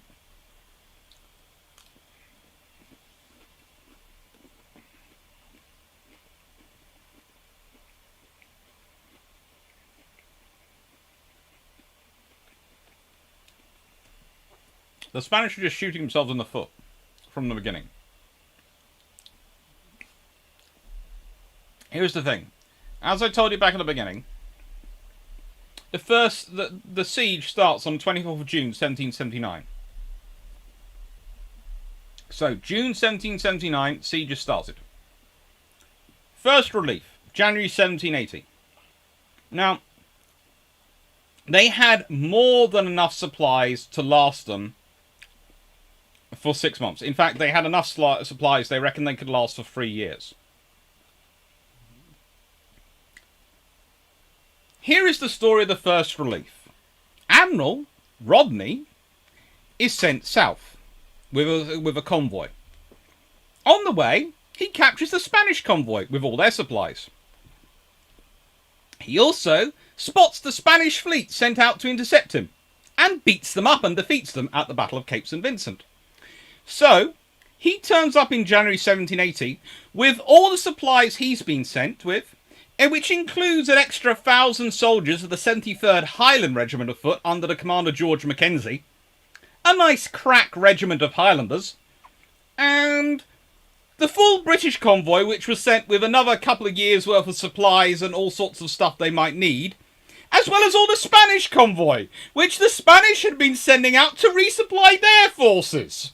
So all the food, everything that was is actually given to Gibraltar. And as he sails in, the Spanish fleet basically decides they'd rather be anywhere else than face him, because they've just lost most of their fleet, which was supposed to intercept him, at the Battle of Cape St. Vincent. So this is the fleet being painted, delivering it. The Spanish basically managed to do nothing in this one. You know,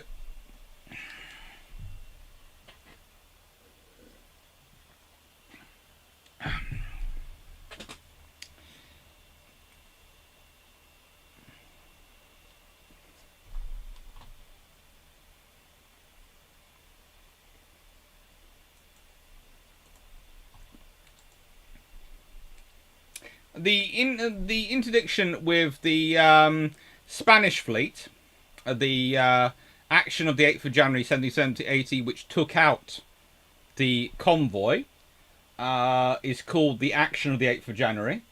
And the British capture 1 ship of the line, 4 frigates, 2 smaller warships, and 15 merchant ships. They capture everything. They capture the entire Spanish fleet. And then he goes on to the Battle of Cape St. Vincent, where Rodney, with 18 ships of the line and 6 frigates, takes on a fleet of 9 ships of the line and 2 frigates, captures 4 more ships of the line, 1 ship of the line is destroyed, and there's a dispute over 2 more ships of the line. So basically, Rodney sails for Gibraltar with 20-odd ships of the line, some frigates, and a nice big convoy. It was about, I think it was 30 or 40. He actually arrives in Gibraltar with more ships and an even larger convoy than he left England. Okay? He isn't just taking supplies, he's bringing the Spanish supplies. Again, you're supposed to be winning this battle quickly. The British haven't sent supplies for 6 months. They've taken 6 months to organise everything and put it together. So that's how unhurried and how unbothered they are by your attempts at siege. They'd spend 6 months putting it together. Then when they turn up, they're dropping off an extra 1,000 soldiers, so the garrison has gone up to roughly 6,500 troops at this point, plus somewhere in the region of 500 sailors and marines, so it's roughly 7,000 you've got in there now, and you've still got roughly 14,000 facing off against them. So it now is, Seneca Nero, fire twice and go home.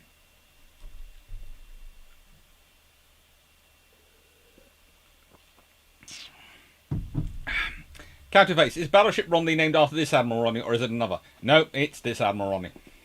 He was Nelson's hero, as Dan Freeman's pointed out. Richard, could you imagine all those French and Spanish ships in the siege being come up on by Cluesmorphing? Yeah, basically the British just went, hello, New toys. They're for us, aren't they?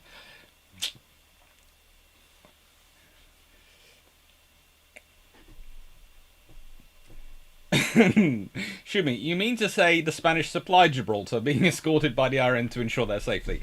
To an extent, yes. Victor Vessa, yeah. Seneca Nero, when the besieged started out the besieger, that is what was going on at one point. Dan Freeman, Rodney wasn't capturing the entire Spanish fleet, he was mobilizing the British auxiliary fleet. We can say that again.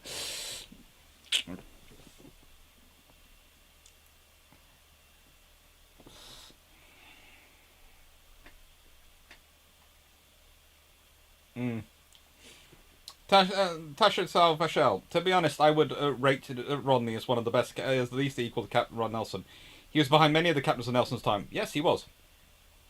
Let's be honest, Rodney and St. Vincent are the two who schooled up the Royal Navy in many, many ways. And a lot of the admirals and the great officers who come afterwards come from their schools. Let me just check. From memory. Yes, it does the Moonlight Battle.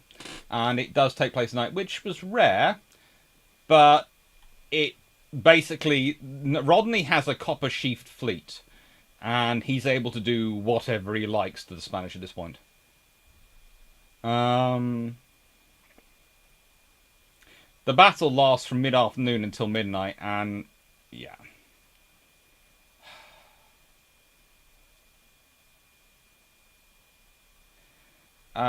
Two other ships were captured, not just the four that I listed earlier, but their final distribution is clear. Spanish sources indicate they were retaken by their crews, who then gloriously grounded and destroyed them. Rodney suggests that their ships were so badly damaged and so difficult to sail that they were grounded and destroyed and he got the British crews off. You can pick which one you're more likely to believe. Interesting enough, after the battle, and successfully resupplying Gibraltar and Minorca, Rodney goes on to the West Indies station and does his duty over there. Langara is released on parole and is promoted to a lieutenant general in rank by King Carlos III, who was ruling Spain at this point. So he loses a battle to Rodney. He loses his entire fleet to Rodney, and he still gets promoted. In the nicest way, in the Royal Navy, at least he thought he wouldn't get killed, but he certainly wouldn't have got promoted. He would have been gone, you're fired. You're never getting a ship again. Get out my sight. Go away. But in the Spain, he's promoted to Lieutenant General. I have a reason for why they're not going to win the siege. It comes down to their own command structure.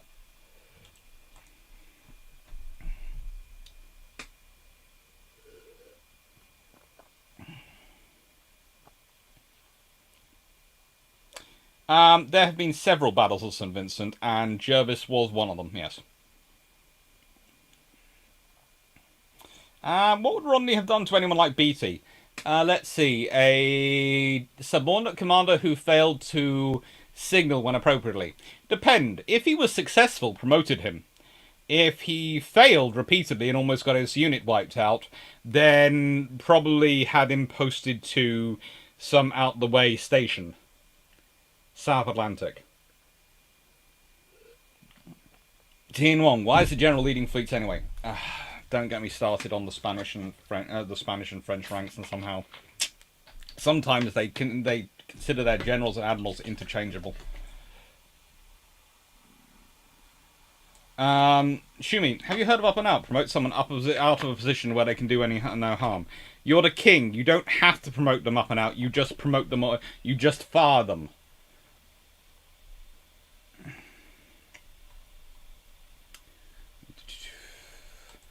And besides, Juan de Langres, after this, he takes part in the Revolutionary Wars, and oh good lord,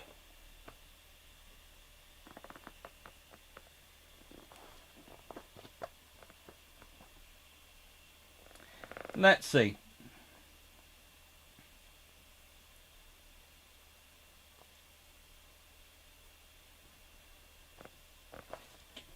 In fact, by 1793, he was Captain General of the Spanish fleet.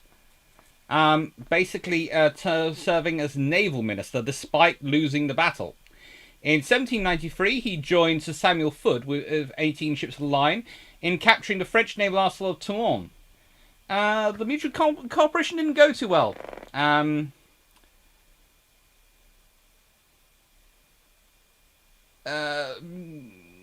When Gravina was heavily wounded, a Spanish lieutenant general called Vadez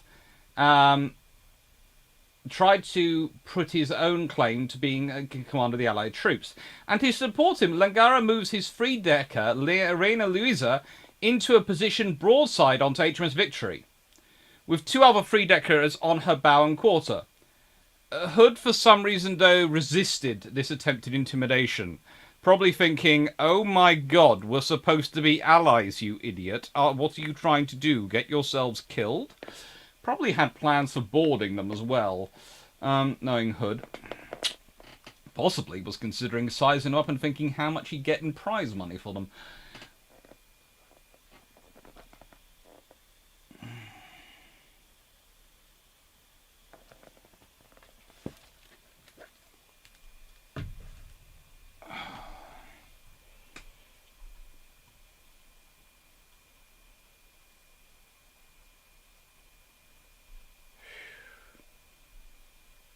Hey, good lord. Sorry, I just cannot believe Wanda Langer just kept getting on promoted. It just seems absurd to me.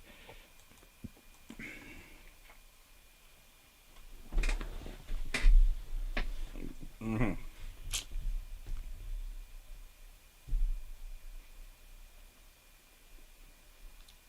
is wrong. See, it's why I ultimately like Cromwell. It discouraged rank and continuous incompetence. Generals at sea, yes. An old-fashioned approach to appointments by favour. Yeah, there's so many weird things going on. And then we have Vice Admiral George Darby. Not one of the most famous naval admirals, but a fairly efficient admiral and a fairly good one at the time. Is this before or after Byng? I think it's after Byng.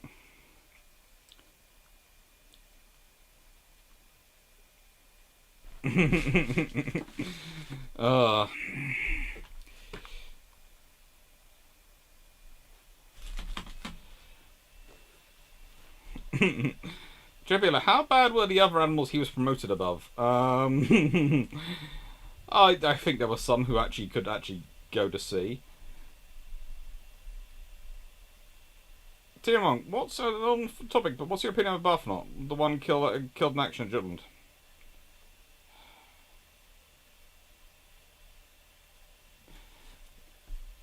There's also Hood was killed in action at Jutland.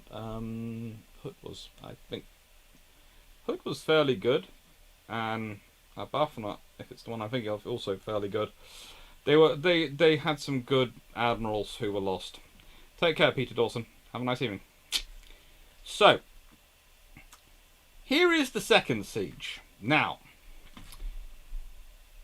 a second relief, and this turns up in April 1781. So the first relief arrived in January 1780, and the British wait until April 1781. So it's over a year. The British are considering it's fine. They've had no requests for emergent supplies. They've got it coming in. But anyway, thanks to the winter and disease and starvation, the situation was considered serious enough they needed supplies. On the 12th of April 1781, Derby's squadron of 29 ships of the line, escorting 100 store ships from England, entered the bay despite the Spanish fleet. And when I say despite the Spanish fleet, they basically looked and went, "You gonna come out and do something, or you gonna hide?" The Spanish open up, for the first time in a siege, a full barrage while the stores were being unloaded. There is a small problem with this. The ships were unloading on the South Mole, so they couldn't reach them. There was no chance of them actually inflicting tragedies on it, and they were putting a lot of supplies there. However, what they did do was damage the town And Darby said, well, would you like me to take the civilian population out of here? To which Elliot went, please, take them. So Elliot sends off 1,000 civilians with Darby for England. So he cuts down the population by 1,000, reduces the number of people you need to protect, reduces the potential for illness, takes away all the wounded, takes away all the people who are in trouble, and has loaded off more troops and more supplies. And the fleet leaves without hindrance during the night. And the garrison now have ample black powder, ammunition, guns, food, supplies, all sorts of things they've been left with.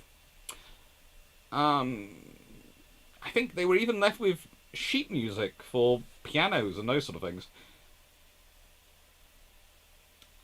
At this point, the Spanish and the French finally admit that, you know what, they're not going to starve this garrison out. They're not going to starve them out. Again, if your plan is to quickly take somewhere, do not plan to starve it out. They might have food supplies. Storm it. Don't starve it. I do not know. So, the Spanish build a succession of new batteries across the isthmus, and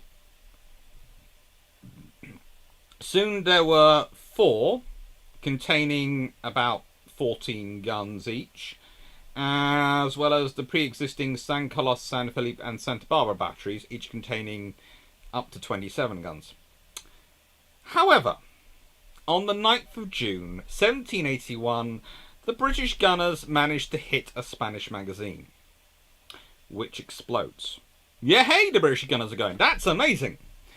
Unfortunately, the Spanish have not been that brilliant at their powder control, which meant that the main explosion was followed by a lot of minor ones, as various other magazines, subsidiary stores, and shells blew up. And this started a lot of fires around the camp and created pandemonium. So this put the Spanish back by about another 4 or 5 months, and it was only late 1781 that there were now 50 mortars, bringing the besiegers' total up to 114 guns, starting to fire. Now, in November, it gets even more fun. It really does. But before we get on to November, I'm going to get answered some questions, because I noticed they've been popping in. Hi, Constrasimus. Jovilla, remember Dr. Clark's Armada talk? Spanish commanders have to be an appropriate noble rank for their position, and this is more important than skill. Sadly, you are not wrong.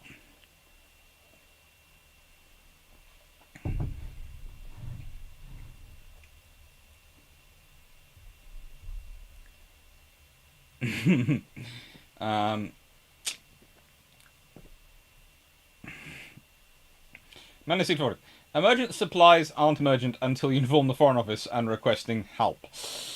British people don't request help. We say, it's a bit sticky here, just a small spot of bother. Basically, they receive a note from Elliot which went, we might have to cut the tea short after cricket on Sunday. And that was basically, that was enough to tell them, we need to send the supplies.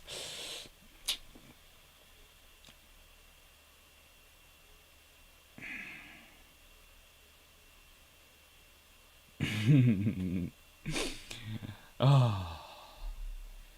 So, here is what happens in November. Because the Spanish are the Spanish. Now, in November, the garrison is getting a bit peckish. And they receive word that, from the Spanish deserters, that there is a massive assault planned. Now, I often find it kind of interesting that it's a lot of stuff is heaped on the deserters, because there is another point that is being realised, in that Elliot just has to look out with a fine telescope, of which there are many he's able to provide himself, And because of the distance of where the main camps of Spanish troops are, he can see them being organised and put forward into attacking positions. He can also see how badly they are prepared to receive an attack. And so this is what happens. On the 27th of November, 1781, the night before the Spanish were planning to launch the grand attack, the British decided to make their sortie. So, and this is the thing, the besieged sortie, with roughly 2,500 soldiers and officers, formed into 3 columns of pretty much 800 men each, with engineers, pioneers, aka artificers, all armed with axes and various firing equipment to make it burn. At around 2 a.m, they marched towards the besiegers' lines, and the right column managed to come across the Spanish sentries at the end of the parallel, charged, stormed the lines, bayoneted the Spanish defenders, and instead of trying to defend themselves, the Spanish troops started retreating. They decided that they were being attacked by maniacs in skirts. It was, of course, the 73rd Highlanders. There is a reason for being getting rid of them. One detachment of the right column, a group of Hanoverians, managed to get lost in the dark, mistook their target, and found themselves at the base of the San Carlos mortar battery. Now, they realised their mistake, but instead of deciding, hang on, we need to be elsewhere, they decide to attack the position that they're at. Good thinking. And they take the position. This was one of the central key mortar batteries, and they take it. The battery had been the intended target of the centre column. The entire centre column was supposed to take the battery, i.e. 800 men. This was a small detachment of Hanoverians decided to take it. This is the point. It was supposed to be defended. The British presumed it would be defended.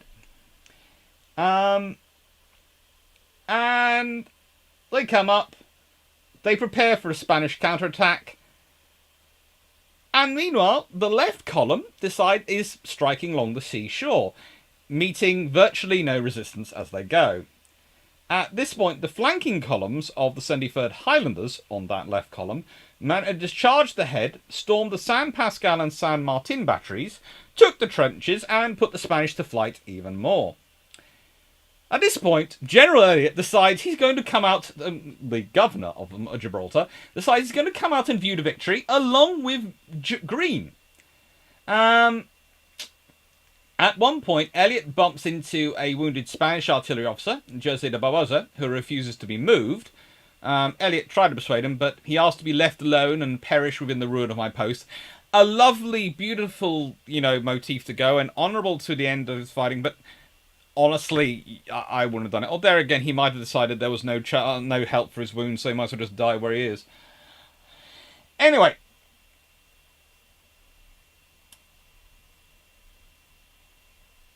With all the Spanish forward positions secured, the British set upon the destruction of the provisions, well, what they didn't take back with them, the ammunition, weapons, and defensive structures, basically taking everything they fancied, and they spiked all the guns. They set fire to the ammunition and the siege works, eventually being engulfed in flames. When the Spanish cavalry were observed coming up, a Hanoverian battalion formed a nice sort of line position, solid with bayonets out, and they decided not to charge. In fact, they ended up withdrawing. In fact, the Spanish had no plans on how to defend or prepared to defend at all for a British sortie. They had thought the British would actually come out. So the British withdrew back inside the fortifications, having done all they wanted to do. Good for them. And the British and Hanoverian casualties in the sortie were 2 killed and 25 wounded. Spanish had lost over 100 men, including 30 prisoners, mostly from the blue-coated Walloon Guards. And the British had done damage to the extent of £2 million to the besiegers, and approximately 14 months of work by the Spanish had been destroyed. British troops and their engineers had spiked 10 13-inch mortars, 18 26-pounder guns, and destroyed the platforms and beds on which the guns were based, which was far more work than the guns in many ways to replace. And eventually, because again, the Spanish powder security was no better than it had been previously, the explosions of the ammunition managed to rip through the Spanish lines and destroyed what was left of them. So, yeah. And it was about this time the British, as well as doing this, had managed to find enough gunpowder and various other things to start building the tunnel network. So, yeah.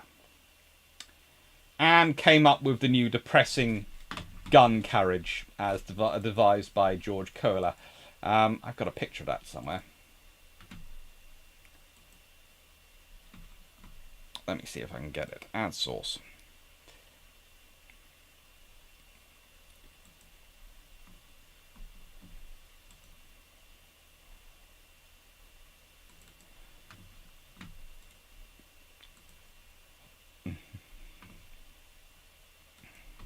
Nope, it's on the stock. Kohler's depressing. Ah, there it is. There you go. So basically, the British start mounting these in various places just to be nice to the Spanish. They really are nice. They are kind and caring people, the British. It's all out of the goodness of their hearts.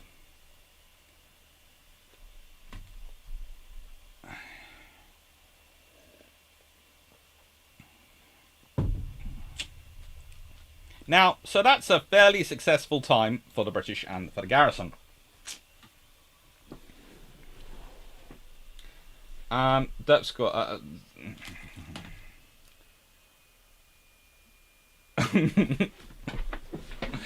Death Squad, on narrator. On behalf of the Spanish, we would like to dispute the Doctor's definition of fun. Yeah. Jeff Beeler, this is a traditional 18th century siege. You dig until you can establish a practical breach, whereupon you offer honours of war and besiege surrender. Spanish forgot the blockade part. Don't let the siege get in the way of a cricket match, Cuttlefish. It would be terrible. Death Squad, afternoon tea without the second scone on only one spin of cream? It's just not cricket, sir. Just not cricket. No, it was terrible.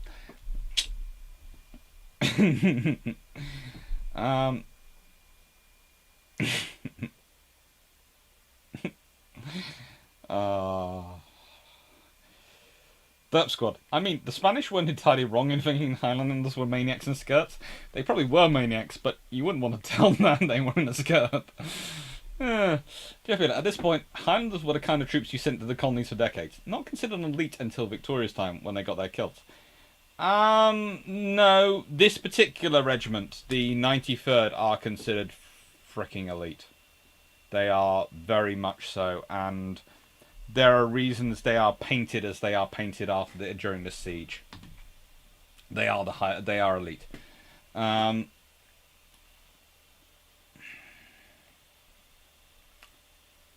Captain Stephen, for clarity, who exactly was meant to be besieging whom? Technically, the Spanish and the French were besieging the British.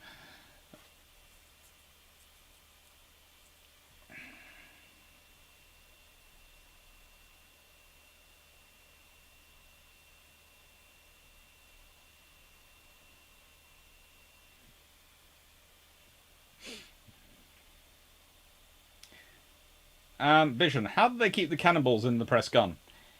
It was interesting. A lot of wadding. A lot of wadding. And you fired quite quickly when you depressed to that distance.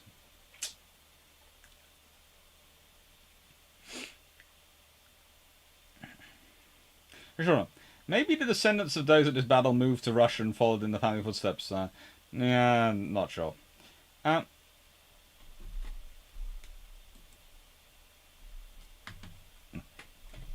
Reader Cole's gun, cooler gun. The British were worried. Some Spanish might have felt left down after not being shot at. I'm not sure, but yeah, it was an interesting thing for those basically the Rock of Gibraltar.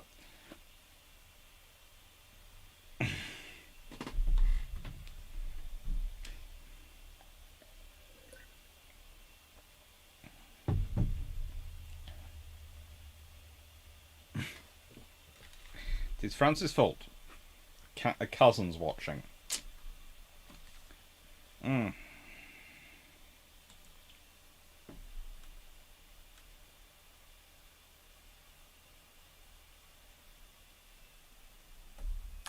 Right then. So at this point, the French send reinforcements.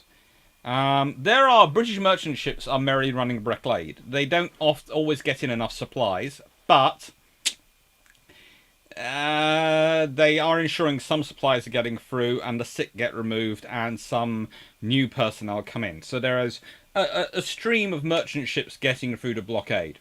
Not massive numbers, but they're a constant flow. So British also have good communications in and out. Which means they learn when, pretty much very importantly, the Minorca falls. And so, Louis de Barbas de Burton de Crillon is sent to take command. The first Duke of Mahon, he'd won at Minorca. He was... how do I put this? Well, you know, to an extent...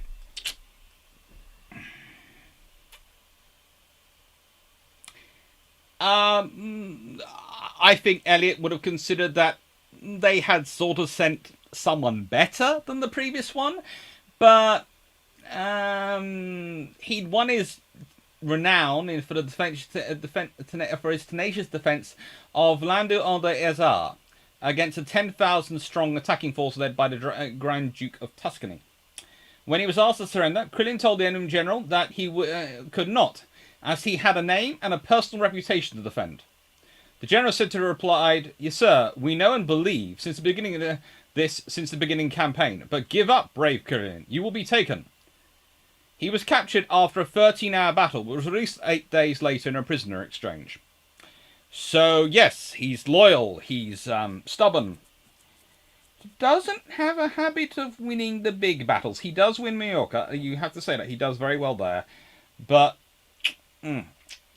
He also fought in the Battle of Fontenoy.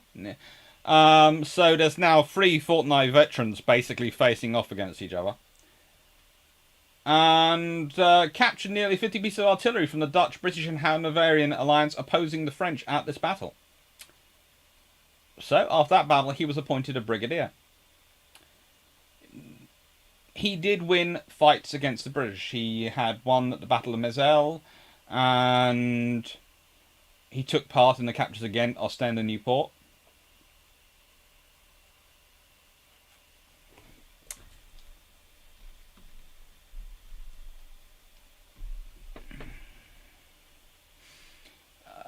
In 1762, he eventually moved to Spain, and he was served as a lieutenant general there, the highest rank you could achieve in Bourbon armies at the time.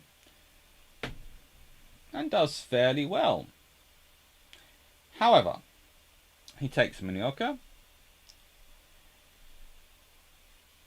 and then he goes to Gibraltar.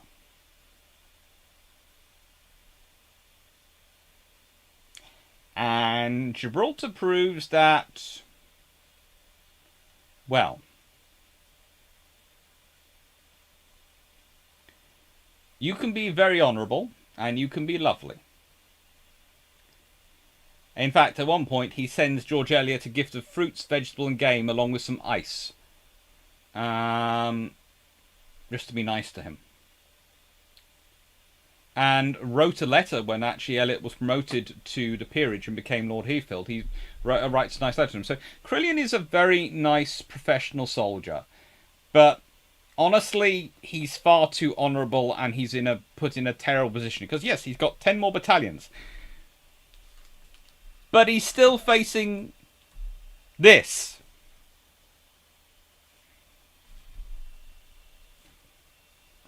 He is still facing Gibraltar.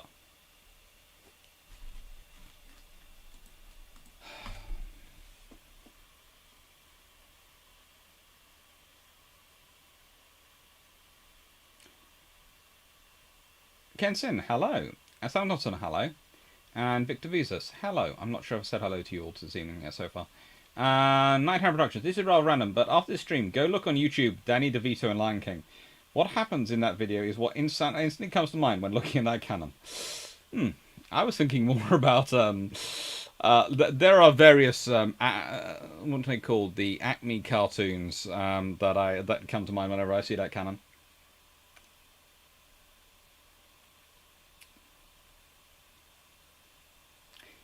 That is not a nuke going off, but that is what it looks like when a very large floating battery goes up. So, at this point, they start planning again the grand assault. So, there are peace negotiations happening. The British House of Commons had voted for a non-offensive war against America as a result of surrendering Yorktown. Losses in the West Indies and Minorca had made people very, very worried. Navy was doing well, Army wasn't.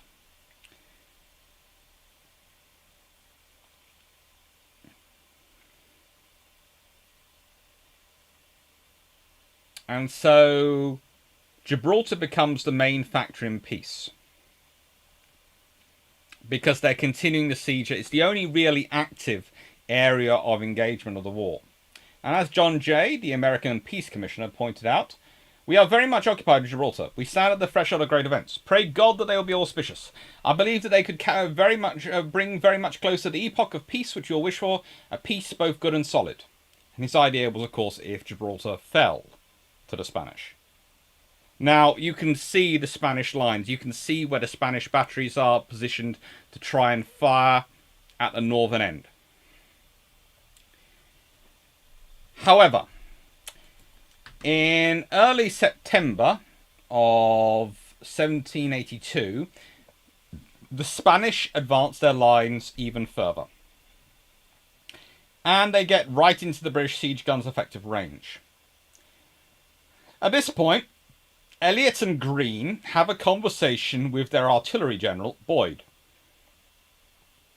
Greene supplies a large number of kilns, for want of a better phrase. And what they start doing is they start bombarding those lovely Spanish siege lines with red hot shot and grape shot.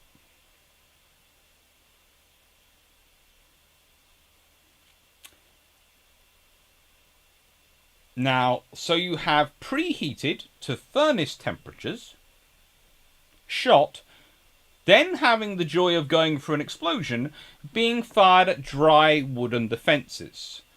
And unsurprisingly, on the 8th of September, when the bombardment commenced, concentrating mainly on the western parallel of Spanish siege works, i.e. these ones,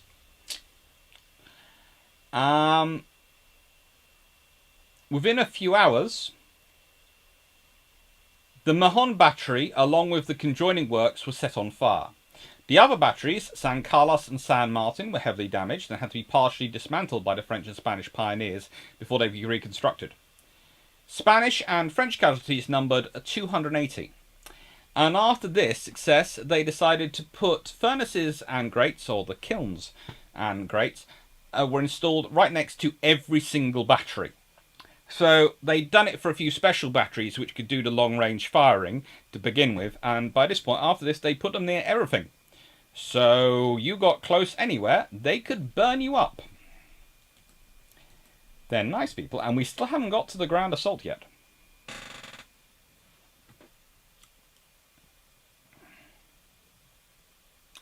$9640. Can I interpret floating battery to mean stuff with even more powder and other sort of explodey bits than the first rate?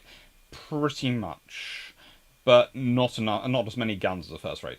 JP Alert. 2nd Battalion 73rd Highlanders was raised in 1778, only fights at Capes of Vinton and Gibraltar, disbanded in 1783. 1st 73rd becomes half of the Highland Light Infantry and mutually hates the other half. Yes, but the 73rd Highlanders are still considered a very, very good regiment even at this time. They have a lot of very good officers. So, yes, it was raised. Yes, the 2nd Battalion is only raised and all that shortly before it and all these things. But they basically get the cream of the crop and they get a lot of very good Scottish officers in them. It's considered an elite unit. Okay? Remember, what are elite units and what aren't elite units at this time are slightly different than what we might consider elite. These days, we would associate elite unit with a long, proud history. In this period, the elite units would often come from, it's got very good officers, very good NCO, veteran NCOs they've got from somewhere, and that's what they built around. Remember, this is the period before there are the standing armies and the things we have today that we sort of think about. Their units are raised for campaigns. They can still be considered an elite unit for their force. Kahidri, how unhealthy was that mistake? It gets worse.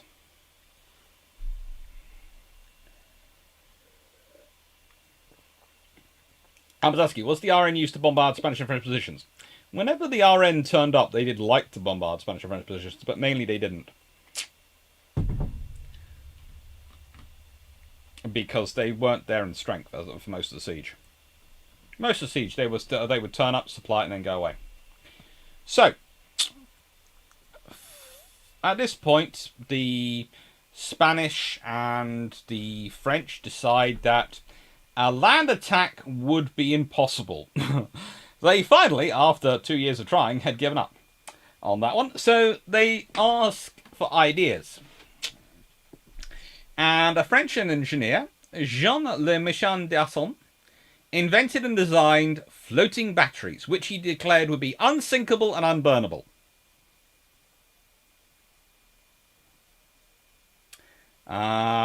These would be unsinkable and unburnable, but they would be made of thick, strong wooden armour, 1 metre wide, 3-foot timbers, packed with layers of wet sand, with water pumped over them to stop fire breaking out, was the theory.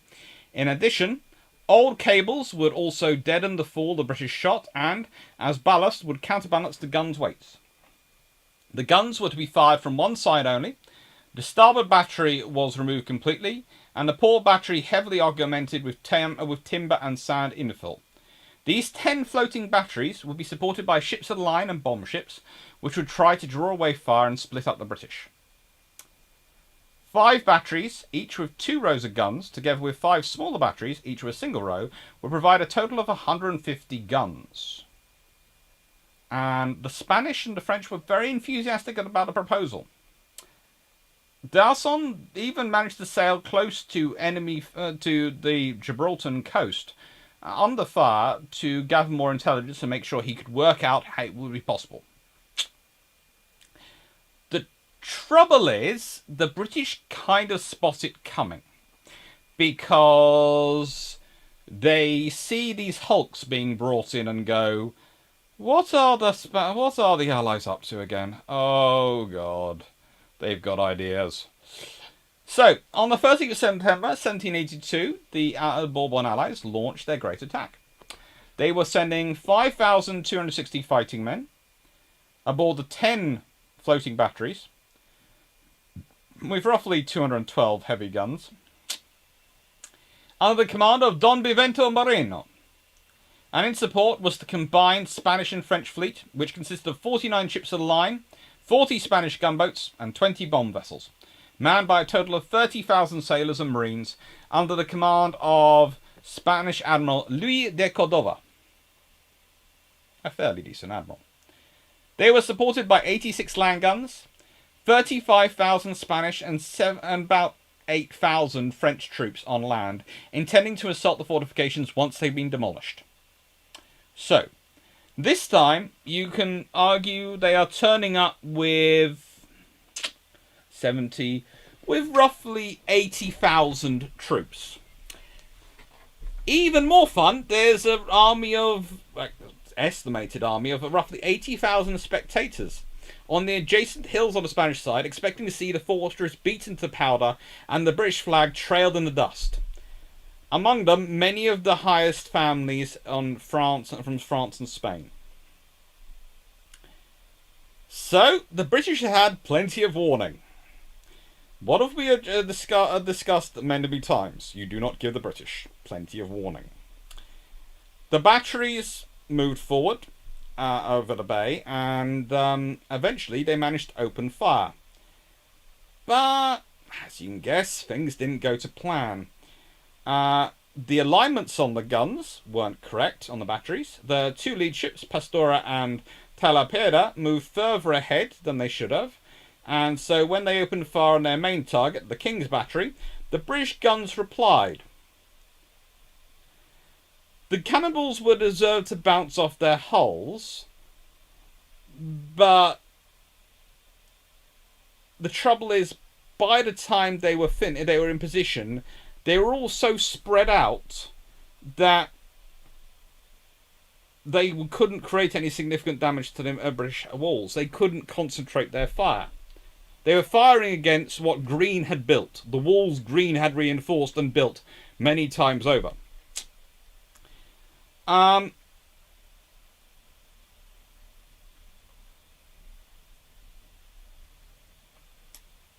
the same time, 200 heavy caliber Spanish and French guns open up on the land side from the north on the fortifications. They caused some casualties and damage, but by noon, the lovely artificers, that lovely company of troops, have managed to get all the kilns working and all the red hot shot going, and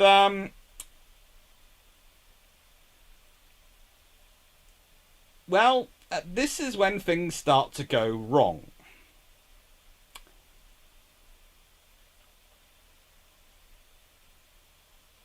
The batteries had anchored but soon grounded, and they got damage to their rigging and mast. The King's Bastion especially, blasting away at the closest ships, the Pastor and Taipeda, and soon the repeated hitting and accurate firing of the British guns started to tell. And smoke was started spotting coming from Taipeda, which was already severely damaged and its rigging on fire, and there was no way any other vessel could get close enough to support her, and no way for the ship to escape. So, unsurprisingly, the crew started to panic. Meanwhile, the Pastora under the Prince de Nassau began to emit even more smoke than the Taipedra. And despite efforts to find the cause, the sailors on board were fighting losing battle. Basically, it seems that some of the hot shot, the red hot shot, started to bury itself in the hull. And over a while, this managed to overcome the Spanish and French anti-fire measures.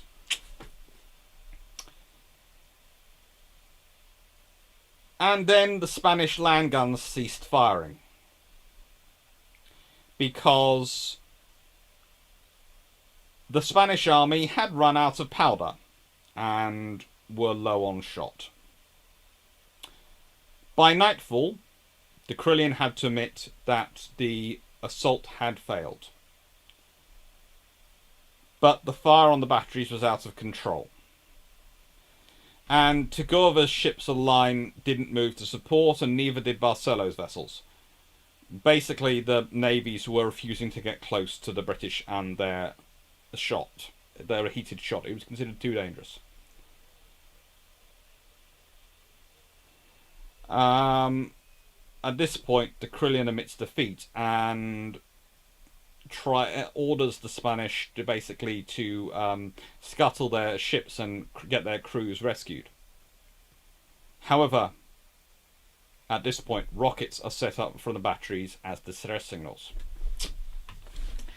Now, where are the rockets coming from? Well, you see, in Gibraltar, there is a naval officer called Roger Curtis, who, seeing the attacking force in great danger, warned Elliot about the huge potential death toll and that something needs to be done.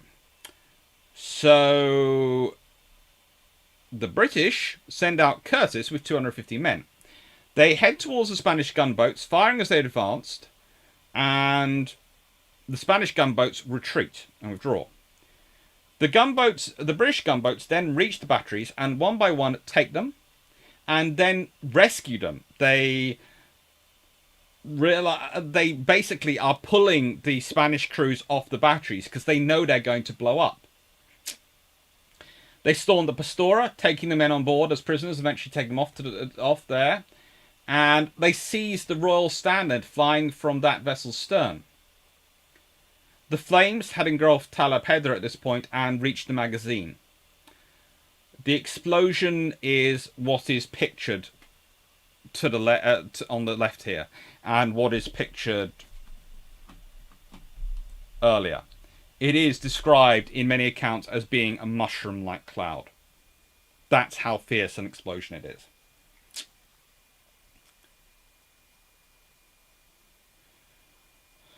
And not long after that,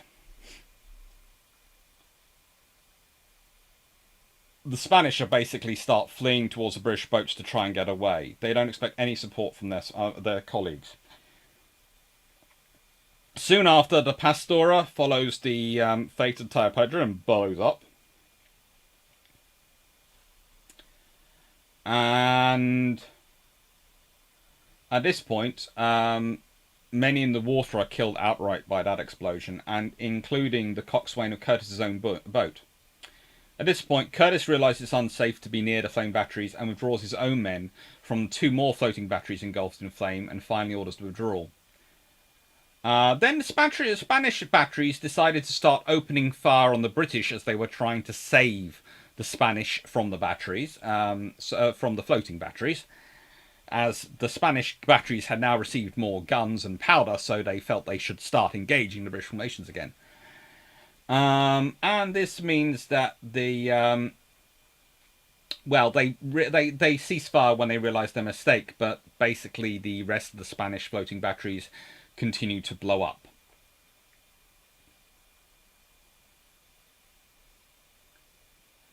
By the early hours of the morning, only 2 floating batteries remained, and whilst the Spanish tried to set another one on fire, it was driven off by British guns, and the British then set those 2 batteries alight themselves.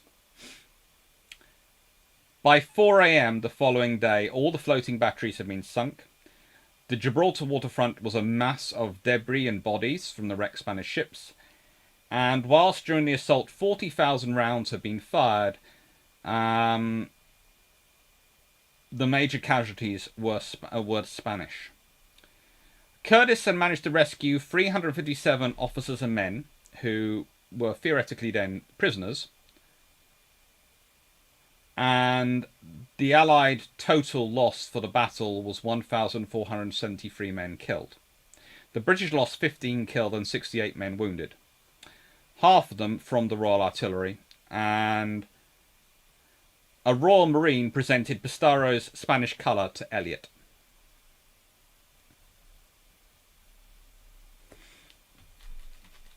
It was a great victory for them, and it has a huge impact on peace operations, because honestly, at this point, the peace negotiations had been predicated on the British losing Gibraltar. Now it was a case of, hang on, the British have secured it.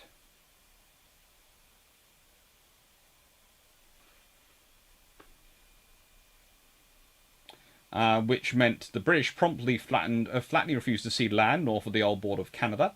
They also insisted that the Americans pay their national pre-war debt to the British, or compensate loyalists for their seized property. And the Americans were forced to agree to these terms because they didn't want the British to come back. And that's where the border of Canada comes from. So Gibraltar is where you get the border of Canada.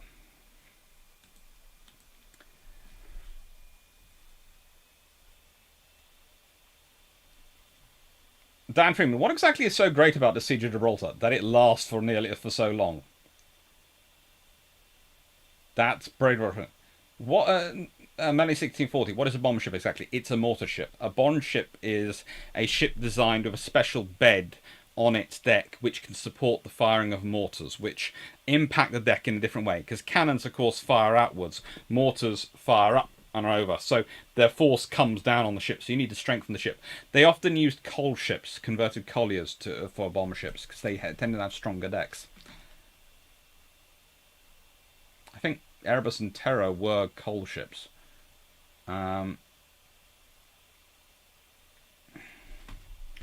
And steamer Windrush, a bomb ship, a sloop is a ship without a foremast. They take the foremast down when they're mounting the bombs. So they maintain, they usually have a foremast, but they take it down before they start firing in operations.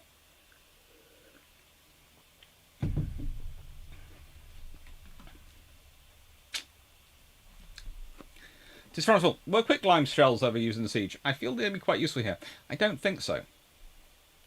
Tian Wong, are bomb ships just early monitors? To an extent. To an extent. But monitors did use flat firing guns, so yeah. No. But the thing is, the idea is that they are basically for siege support.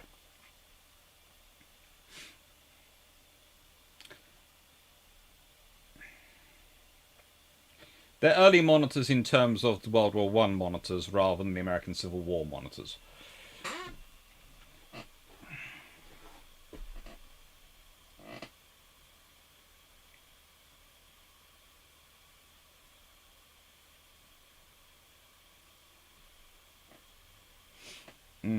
It's a interesting time, basically.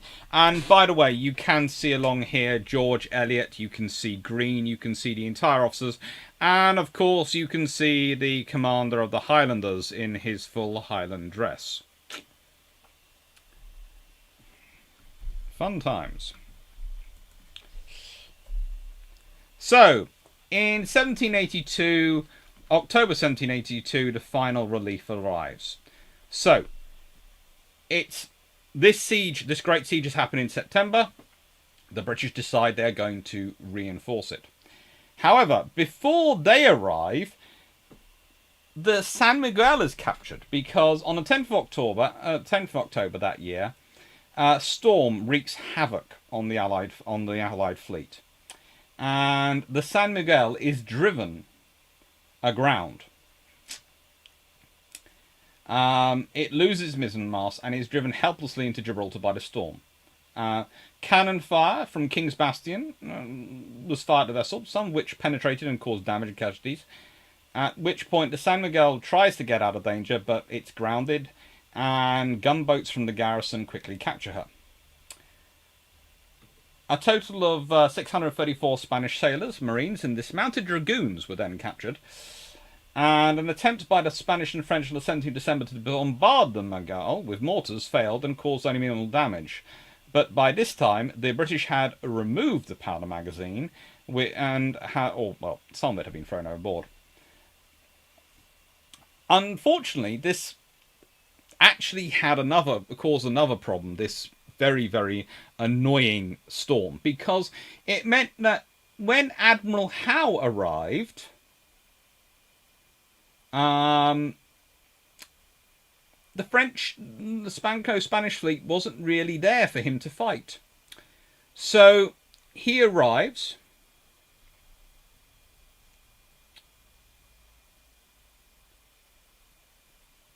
On the 11th of October. He managed to get 4 ships into Gibraltar before the remainder are carried by strong currents deeper into the Mediterranean. The fleet follows them. And then de Cover's fleet sails in pursuit of the British. That's the French admiral. And on the 14th of October, though, the British regroup and then sail back towards Morocco and, well, managed to get to Gibraltar. We're on the 15th of October, and between the 16th and 18th of October managed to bring the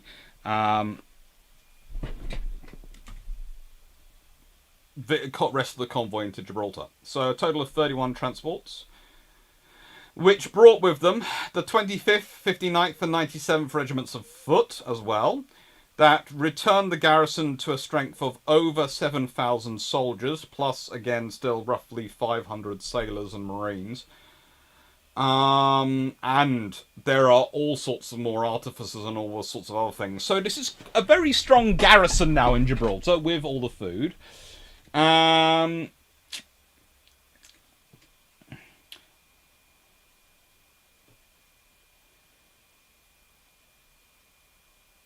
The Franco-Spanish fleet decided to hover nearby, presumably trying to block the merchant ships from getting out.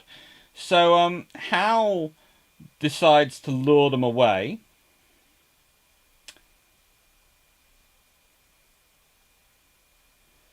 Manages to, how do I put this?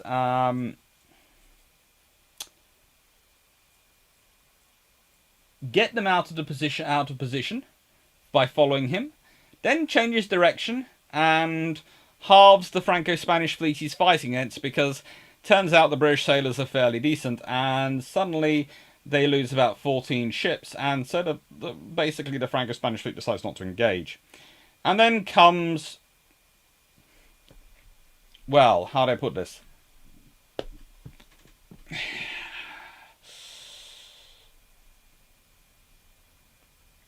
The convoy reaches London on the 7th of November. The convoy returns from Gibraltar to London. And news reaches... No, not the convoy reaches London. News of the convoy reaches London on the 7th of November. And news reaches Paris at about the same time. And at this point, the French basically give in. The French and Spanish give in. And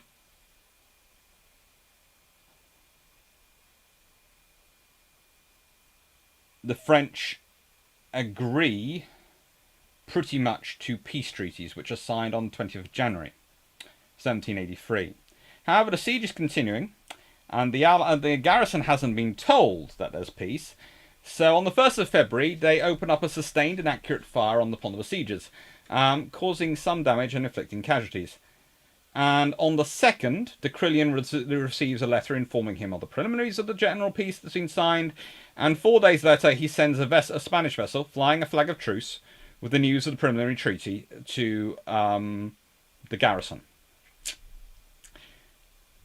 By the end of February, the French and Spanish troops have retreated, and after 3 years, 7 months and 12 days of siege, it's all over.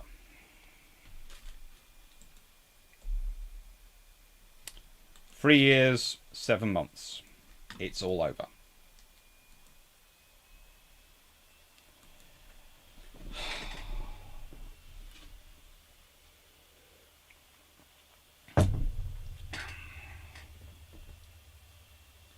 Remember, which siege of Gibraltar was the Great Siege? This one is what's considered the Great Siege. 1779 to 1783. Dr. C, why that shirt for today's lecture? Well, as this is part of the American Revolutionary War, it seemed appropriate to have an American flag-themed shirt.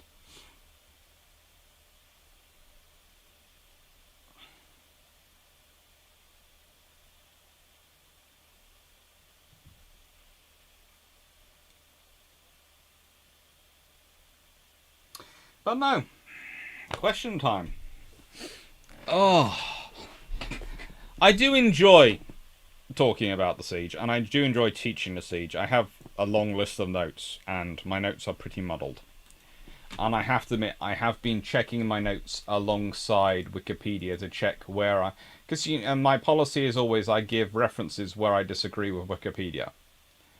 Otherwise, I just carry on with the sources, because my theory is it's the same as Wikipedia. It's probably because I've used the same sources as the person writing Wikipedia. But in this case, there aren't many differences. I have had some new books arrive, which are very nice. But not really anything which has changed my opinion on this battle. The Siege of Gibraltar is an engineering battle.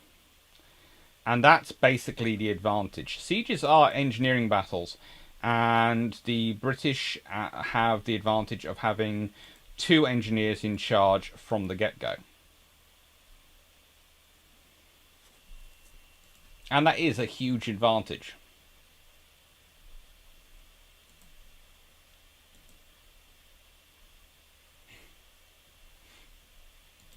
It is a colossal advantage. It's something which, honestly, the Spanish never really overcome, because their officers are wonderfully qualified in so many ways.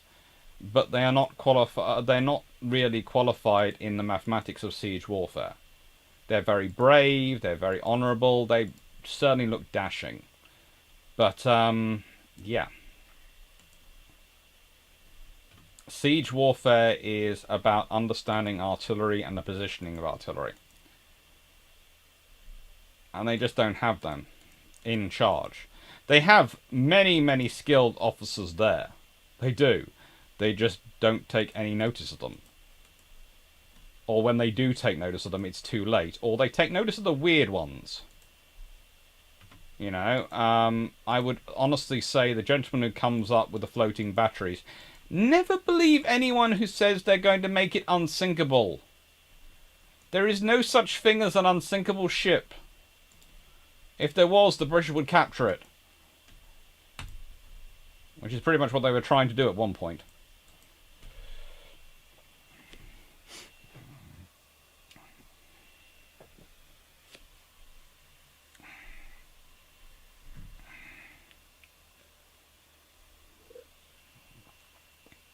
Dasha Sue Vachel. Worth noting it is longer than the Siege of Leningrad in World War II.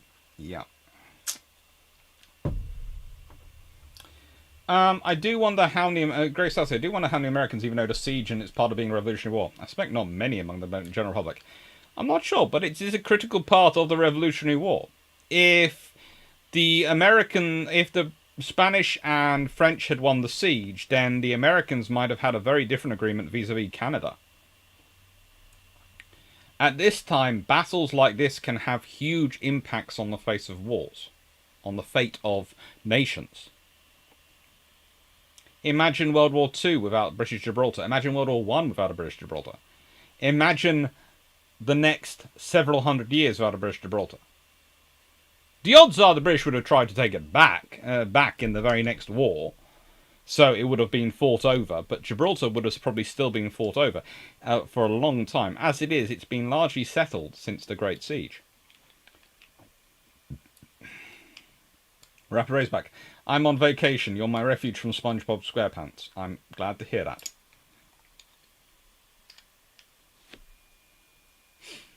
Dope Squad. For anyone wondering why the Royal Navy didn't go and crush the US Revolution, apart from the 13 colonies costing UK money, the Iron was busy fighting most of Europe again.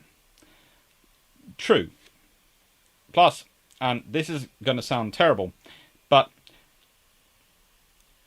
it would take a lot of ships to crush the revolution because your entire purpose would be stop all the maritime trade going up and on the coast. And the thing is, you have enough ships to do one or the other. As the American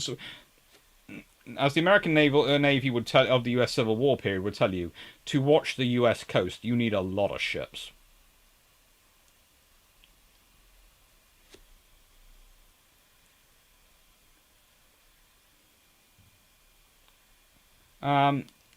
Ranks on it. Is there any good friendly history of the British thank the Spanish for without insult? Is it really fun history if we're not insulting someone?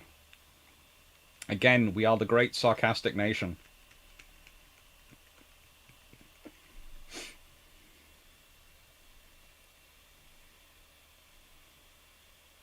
After all, this is a part of the US Revolution. Maybe I should stop cheering for the Brits. France was an ally in it.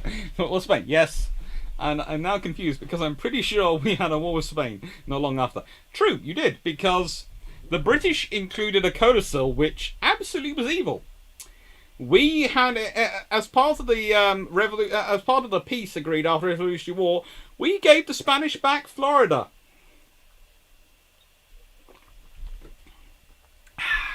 So the Americans went from having no foreign borders, because the British controlled everything, so they were perfectly safe, to having the British to the north and the Spanish to the south. We salute you.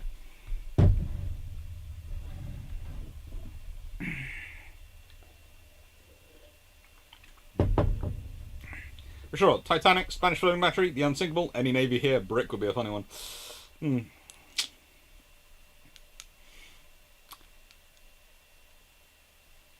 I'm surprised that Franco didn't make a play for Gibraltar during the war. I think Franco... This is going to sound strange. The Spanish forces after the Civil War were already in disarray. There was a problem. He needed trade. He needed a kind of. He didn't have the things that he needed to fight. And by the time he was sort of stabilized enough, you could say in 1941-ish, it was very clear which side America was on. And the Spanish were not silly.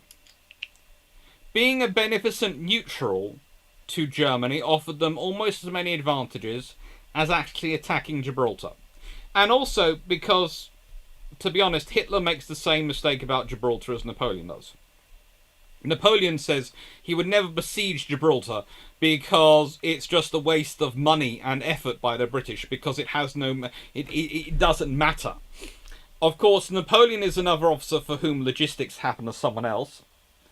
And naval logistics really, really seem to confuse him, because if he thought about it, the whole reason he ended up having to leave an army in Egypt was because the British fleet operating out of Gibraltar managed to wipe out his fleet in the Battle of Suez. So,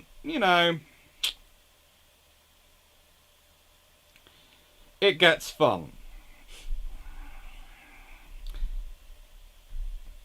For Hitler, Gibraltar was again, it was, why does it matter? We can take it any time we want. You can't. And also, and please note this, there is a very large garrison during World War II. They have a lot of very large guns. They are very well trained, and unlike Gibraltar, unlike Singapore, they have a commanding general who knows what they're talking about the whole time and knows exactly who's in charge and exactly what they're there for. Gibraltar is not... Gibraltar is closer to Malta, although Malta is actually bigger than Gibraltar, than it is to Singapore. It is a porcupine. It is a hedgehog. It is not something which is going to fall quickly. Maybe if Franco had thought he could walk in there and quickly take it, he might have done it. But as it was, he didn't think he could walk in quickly. Go, oh, but we have tanks. Really? Well, let's go back to that. You still have the very narrow isthmus there to come out on. And they have anti-tank guns and 8-inch guns and 9.2-inch guns and 6-inch guns and 4-inch guns and all sorts of other naval guns sitting there. Do you have enough tanks? No.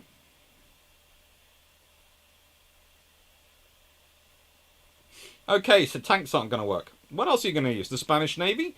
The Spanish Navy, which has been gutted by the Civil War? Might not be good. Plus, again, there's a lot of guns. And, you just go through it and you go, well, it sounds good on paper. Franco take Gibraltar during World War II. In reality, Franco is a fairly decent general. He's not really a nice person to run a country, which is probably an understatement of the century, but he's a fairly decent, competent general. He's not going to make a silly mistake.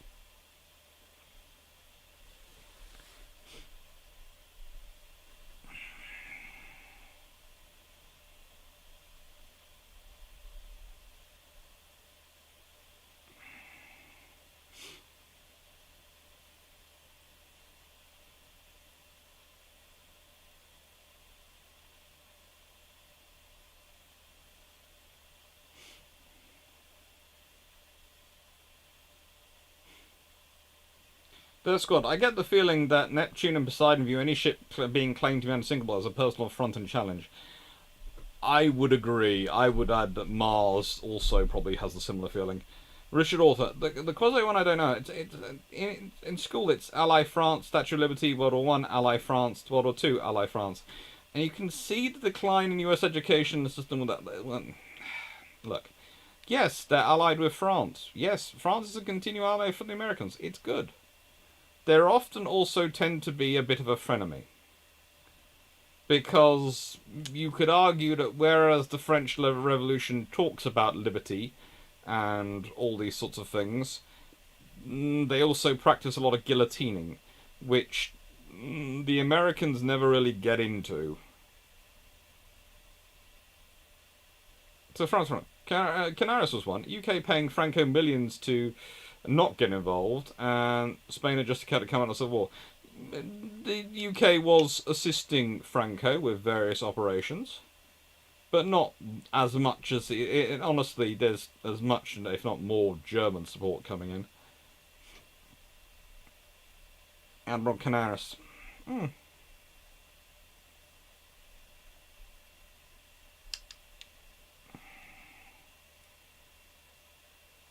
Got from 7 Years' War, American Independence, French Revolution, Napoleon. The World Wars are probably the most misnamed in history. To be honest, yes, they are. There are a lot more World Wars than 1 and 2, but we have all sorts of reasons we use to justify calling them World Wars 1 and 2. And one of those reasons is that now we're now trying to coin the phrase of the Second 100 Years' War to span this whole period, because it basically is an ongoing war. It just has a few minor interludes of peace.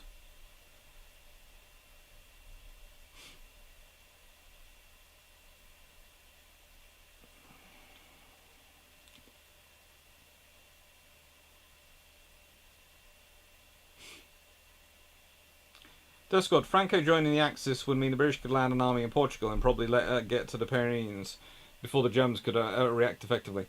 To be honest, there is something in that, because let's be honest, the German supply and logistics lines would have been massive to try and get down to Spain as well. They were having enough trouble trying to supply Italy. And what does Spain give them? Does Spain give them a lot of natural resources? No, at this time. Does Spain give them a lot of industry? No, at this time. Does Spain give them a lot of well-trained professional soldiers? Yes, but most of them need to be in Spain to stop the Spanish the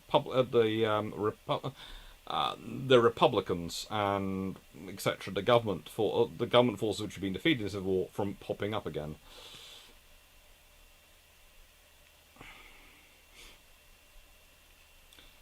Rapper, am I hallucinating periodically waving carrot? No, I've got one of my small screwdrivers. It's one of the ring ones, and it's a flicky screwdriver that you can change around and go, ooh, I need this screw bit this time. Or I need this bit. Sorry.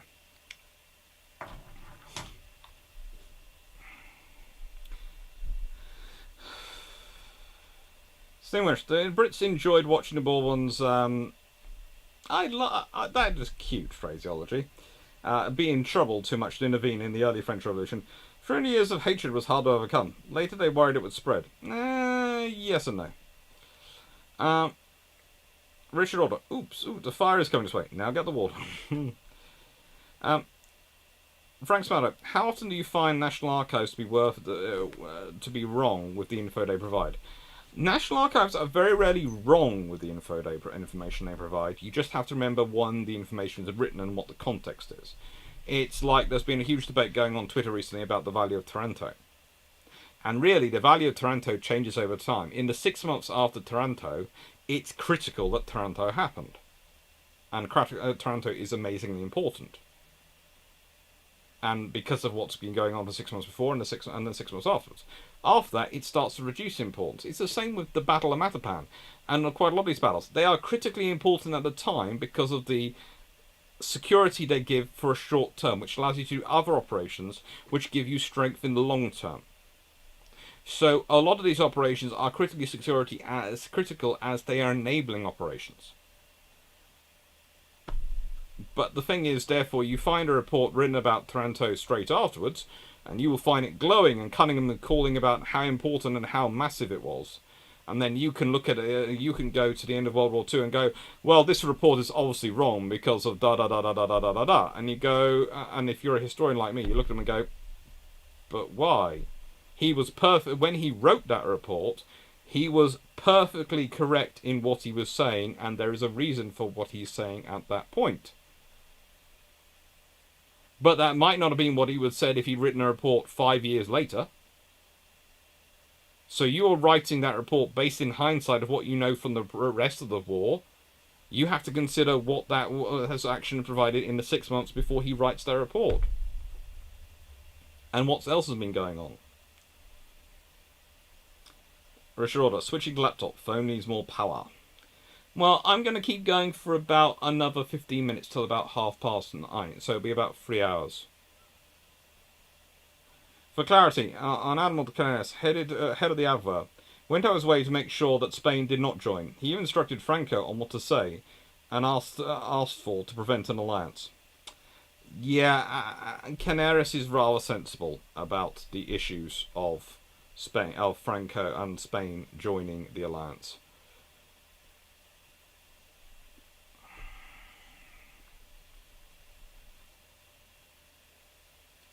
There are lots of people who. Franco himself is very sceptical about joining the alliance.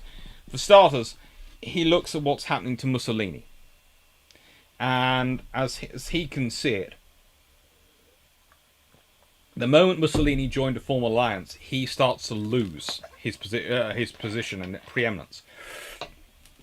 Prior to Mussolini joining the alliance with Hitler, Mussolini was the big man. He was considered far more powerful. Let's be honest, he had a far stronger navy. He had a far larger and theoretically more powerful army. He was doing empirical expansion. He looked powerful. He joins Germany in an alliance to try and gain more power, and he immediately starts looking like the baby power, the baby partner. And he has to start acting like it. Franco doesn't want that. Franco likes being the big man.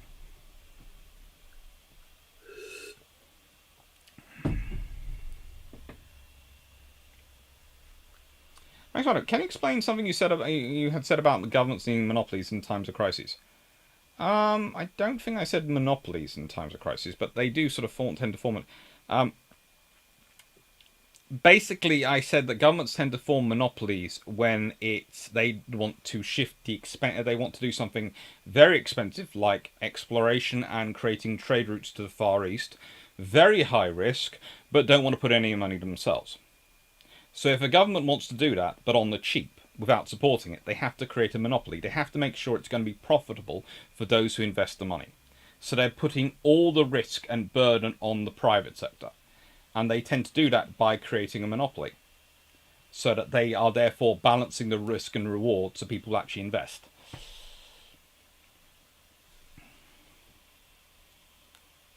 Search Squad. The other problem with Franco joining the Axis is Portugal would join the Allies on the Alliance of 1473. Yes.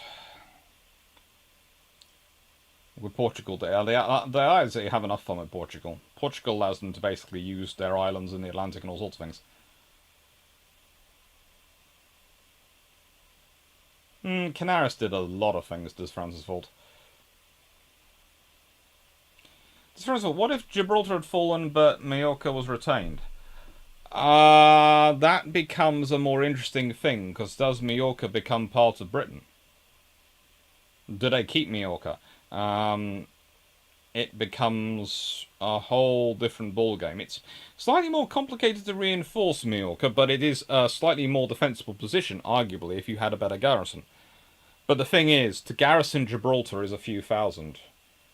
To garrison Majorca would be tens of thousands. So Britain would need a permanently quite large, expensive army there to keep it safe. They wouldn't want to do that. So probably Gibraltar is more cost-effective for them in the long run.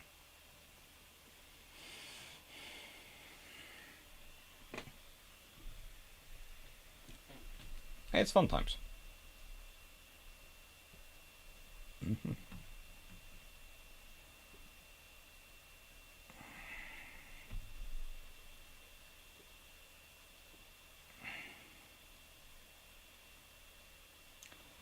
Frank Sanders, did the British ever have to pay reparation to the French from World War II? No.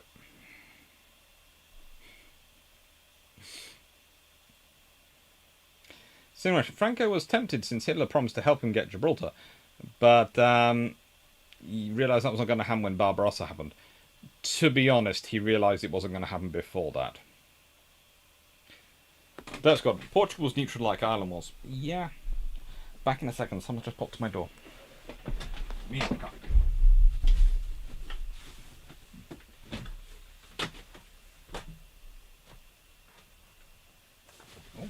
shoes for that one. Sorry, just got to pop outside and move something quickly for my sister. Back in a second.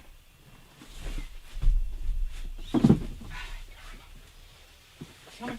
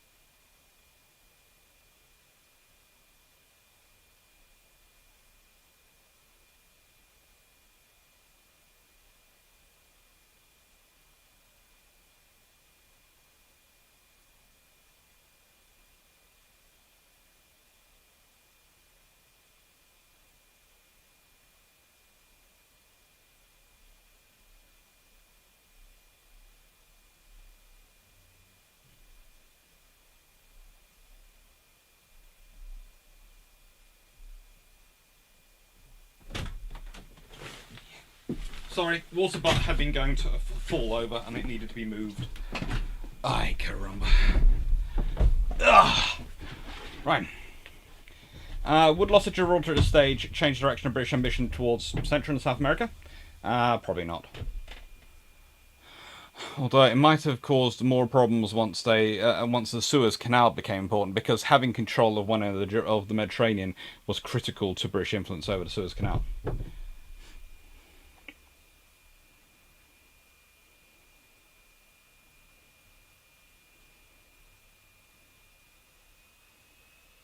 This round of well, remember when Malta voted to become part of the UK and was rebuffed?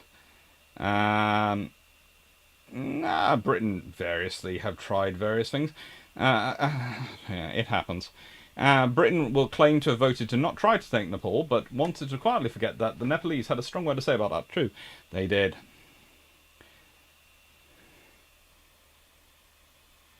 I was asking, the problem with Minorca for the UK is that in order to garrison supply, you need to pass Gibraltar. Pretty much. And Britain did reject Hawaii as well. Descott, I think the loss of Gibraltar would cause the British to take the other side of the Straits of Gibraltar instead. Holding Gibraltar, Malta, Cyprus, and Alexandria means you own the Mediterranean. Potentially.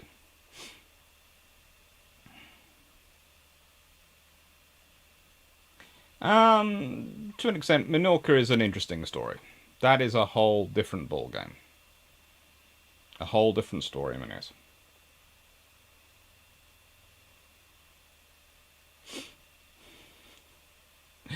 And as always, thank you to everyone for your support. I'm just going to get this in before I said I'm going to be going on till about 9:30. Thank you for the super chats. Thank you, Bijan, for that. Thank you, everyone else, for the super chats. Thank you for you do. Thank you for the likes. Thank you for the shares. As you will have seen if you've watched one of the recent videos, the recent video I put up about Lawrence Freeman's book, Strategy, a History. You'll notice that I am conducting a bit of an experiment. I am saying to people, if you want to see how the YouTuber logarithm and all the other things work, what you do is if you start sharing the videos from me and Drac regularly in your feeds, just sharing them on Facebook, on Twitter, and have your friends watch their YouTube feeds and their recommended views, they will very quickly find that at some point they will pop up, because the algorithms will go, hang on, your friend likes this, you might like this, so I'm going to suggest this to you. Showing we're all connected in the cyber logarithm.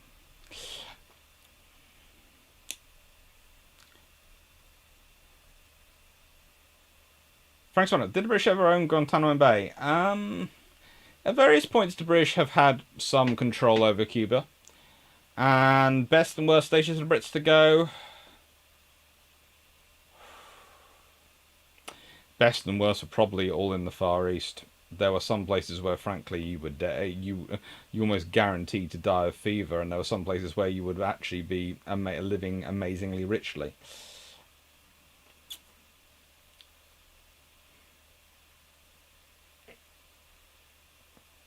They could do really quite well. And as said also on the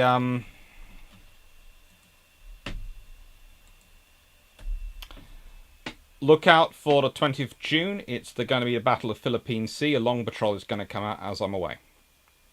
So I hope you enjoy it. I'm off sort of doing a research trip.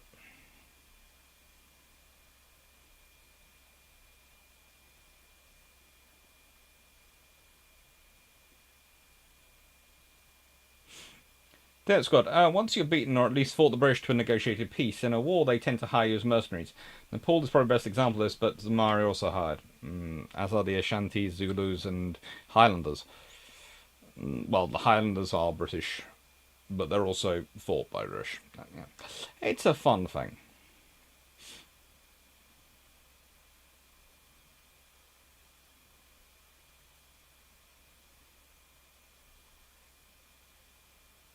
Bite of Benin. Many places had far too many mosquitoes. That was not nice. The British, there is a reason why the British go everywhere with gin and tonic. The idea was the tonic water, the gin would purify the tonic water and stop that having diseases in it, and the tonic water, with its quinine in it, would stop you getting malaria, or at least make sure if you did get infected, you would have minimum symptoms. Frank Sweater, were the divisions of Royal Marines similar to Americans in the Pacific, but in earlier times too?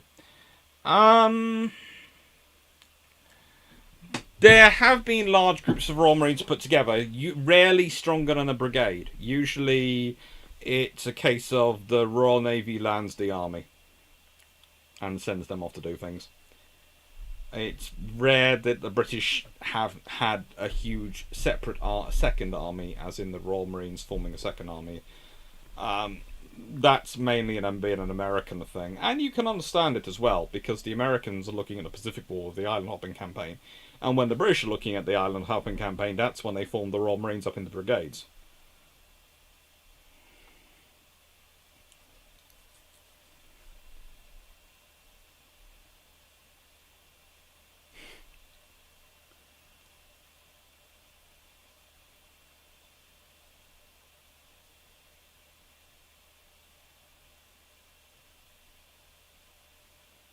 That's good. Guantanamo Bay was one of the British bases exchange and destroy as a beta deal. Hmm.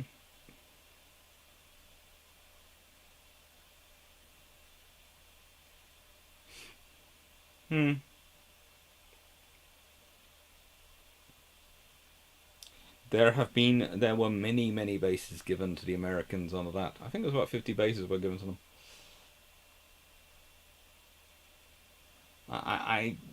I don't. I have to say I'm not sure about Derp Squad's claim on that one. I'm going to look up the history of Guantanamo Bay myself, because that I will check.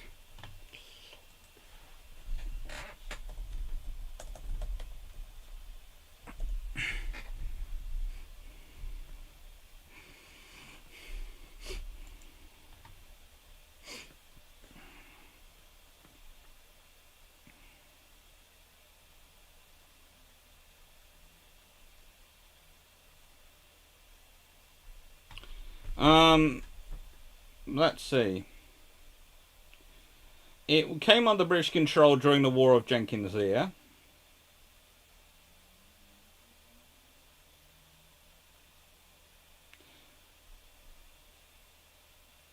But eventually they are forced out by the Spanish. And the Americans conquer. Well, I think the Americans get Guantanamo Bay during the Spanish-American War.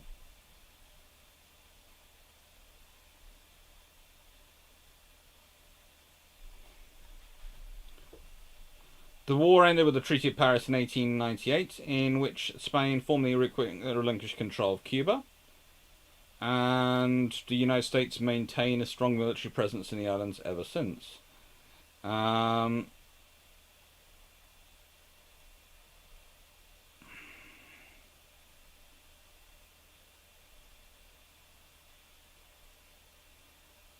Yeah. Basically, the US have maintained Guantanamo Bay since 1901.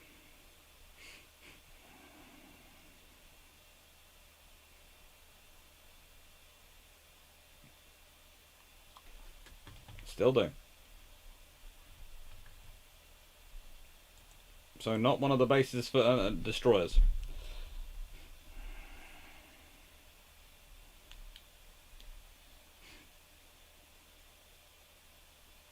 I don't think so. There was a naval division which had some Royal Marines in World War One, and then a Royal Marines division was formed but never fought as a unit in World War Two. True.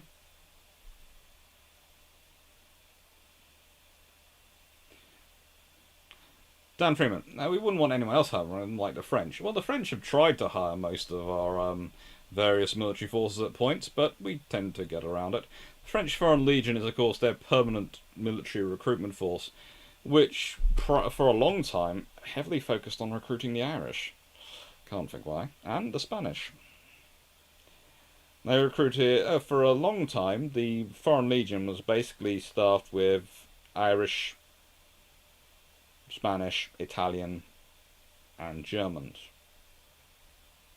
That was who made up its majority of its recruits. But now it's a more global affair. I think there was even a Russian gentleman who managed to get a cheap flight to Britain and then walked through the Channel Tunnel to France to join the Foreign Legion, which probably made a good joining story.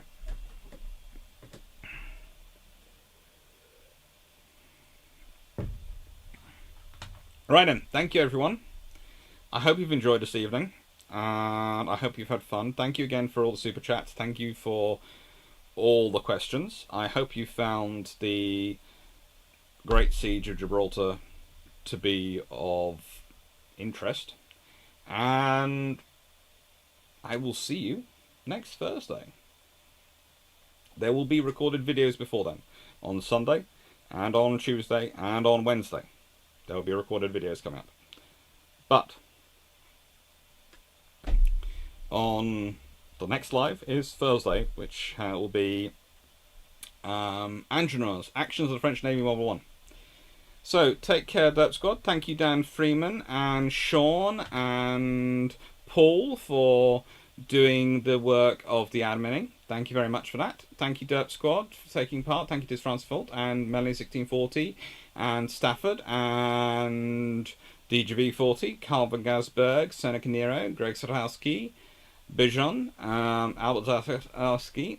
I think I said that twice. And Greg, I said Greg Sadowski, and Steve Windish. Bill Bolton, thank you. Kahedron, thank you. Richard Orta, thank you. Salome Manacos, thank you. Cadaface, thank you. And Constratus, thank you. Dirt Squad, thank you. Disfrostful, thank you. Thank you, everyone, basically. Thank you.